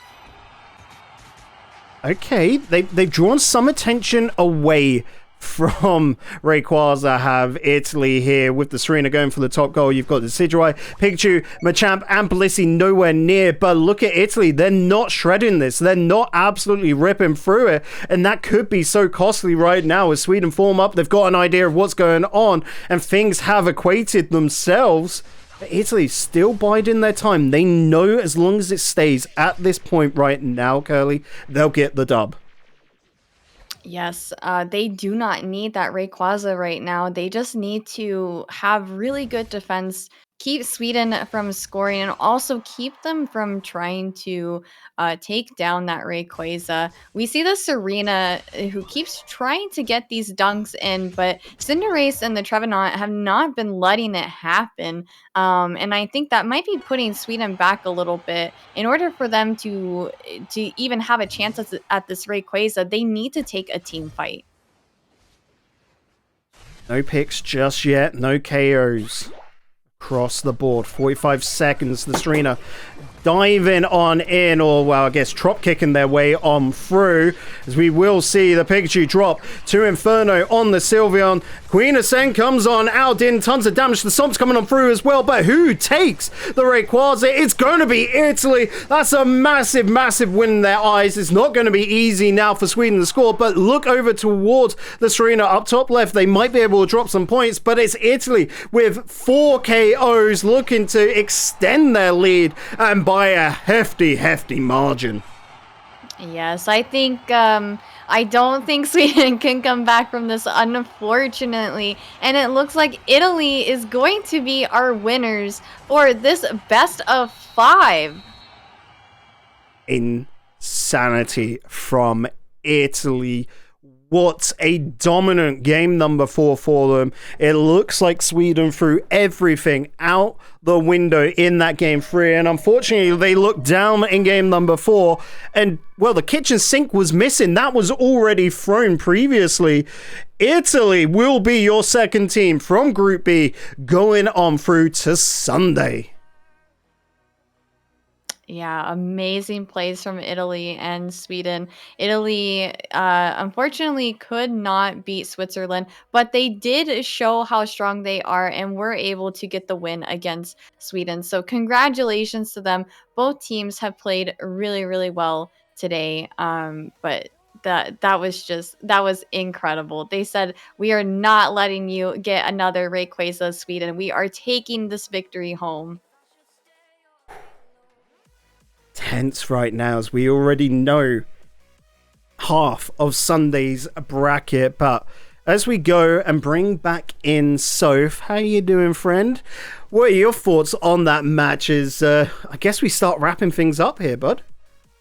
Yeah, it looks like so. I was getting so excited for Game 5. Unfortunately, we did not get there. Sweden was stopped by the train wreck that Italy was, just smashing them. I was thinking more like bulldozers, but a train works, I guess. Yeah, so as you said, we have confirmed half the bracket for the semi-finals on Sunday, of course, and tomorrow we have the last matches of Group A. Isn't that right, Bacon? Yeah, if we bring them up right now, you'll notice we'll kick things off with the United Kingdom going up against Spain, and then we will finish up the group stages with France versus Germany. Curly, what are your thoughts on those two matches? You're talking about the matches for tomorrow? Yeah, because you're going to be coming back with us, buddy. Yes. You get the pleasure to cast. And I'm just going to say, I think France versus Germany is looking to be the grand finals here. Yes, I was going to say I've been hearing a lot about France and Germany and just how dominating they have been in this tourney. So I cannot wait to see them go head to head against each other. It is going to be such an amazing fight. Yes, absolutely. And well, since it is France versus Germany, that's probably going to happen the both teams are maybe going to be in the semi-finals since they are top of the group. Isn't that right? We're not decided yet. It'll come down to that match. Whoever wins Germany and France tops their group. So whoever wins goes up against Italy. Whoever loses goes up against Switzerland. And no matter what, we've got our 4 teams confirmed in for Sunday. But who do you want to face off against? That's a scary 4 right now, you know? Yeah, so scary. As Curly said, France and Germany have been extra dominant. And to be fair, today has been all about Italy, of course, Switzerland as well. But how strong Italy have been and how snowball potential team style they can be as well. And I think that will give us amazing semifinals regardless. So you guys make sure to tune in tomorrow for the final Group A teams playing, and on Sunday, of course, for the semifinals and the grand finals, of course, featuring Zoinks himself. You're just name dropping in there? Oh, Soph, how dare you? But folks, as well, if you really enjoyed what's going on today, if you want to partake yourself, we've got the Open Series coming on up. You know, it's pretty simple. Just costs nothing to sign up for. Just partake. We have split this on into 4 different regions. So if you're like a lovely friend over here, Curly, you'd sign up for NA, or the other lovely friend over onto the opposite side of me, Soph, you go for LATAM. Guys, we're super excited to bring this on, just basically help the grassroots break on through, aren't we? Yeah, absolutely. And it would be a pleasure to have you once again, Curly, with us. I felt it was amazing to have you here, and I think signs showed that you might be interested in coming back for casting.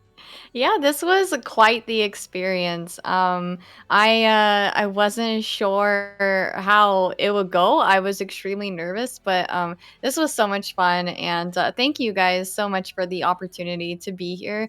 It's been an experience, and it kind of opens up a whole new door to what I do here with Pokemon Unite. I absolutely love this game, and so I'm really excited to dive more into this side of the Pokemon Unite esports. Yes, and it'll be our pleasure to have you by our side, casting, working together, and just making it all happen. So once again, that reminder, tomorrow we still have Group A playing so that we know which team is going to be the first of Group A and second of Group A. Of course, there's going to be facing Italy and Switzerland in the semi-finals. Then semi-finals and grand finals on Sunday. And of course, once again, Curly tomorrow and Zoinks with us on Sunday. So make sure to tune in. Discord in chat to never miss anything that's going to happen, including the Unite Battle Hub Open Series. It has been a pleasure working with you two, Bacon, Curly. Thank you so much. Is there anything else you'd like to say? No, that's it. It's been an absolute pleasure, and I can't wait for tomorrow. Yeah, no, thank you guys again for having me, and I cannot wait to be back tomorrow. Yes, absolutely. So do I. So everyone have a great day. Prepare yourselves. Have some popcorn, some hydration available, because tonight we have some more incredible gameplay waiting for you. See you then. Best to give me your loyalty, 'cause I'm taking the world you'll see. They'll be calling me. They'll be calling me royalty. Best to give me your loyalty, 'cause I'm taking the world you'll see. They'll be calling me. They'll be calling me royalty.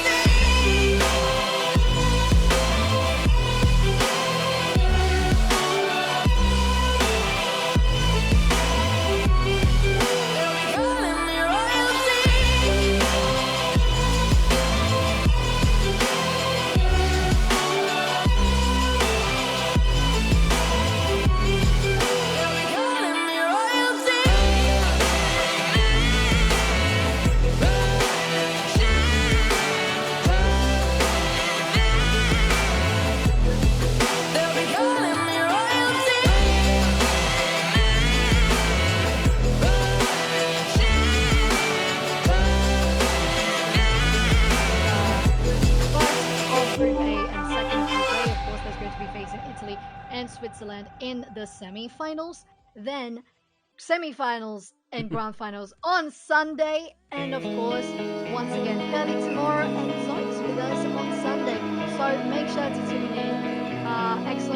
Discord in chat to never miss anything that's going to happen, including the Unite Battle Hub Open Series. It has been a pleasure working with you two, Curly. Thank you so much. Dark and cold-hearted, I'm breathless to say the least.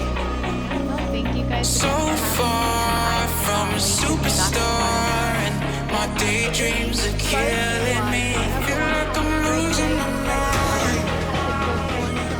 I'm never feeling okay. Good days are so hard to find. Just help me numb all the pain. One step from dying. My angels keep it at bay. Can't blame Just let me fall to my grave. Just let me fall to my grave. Inspiration.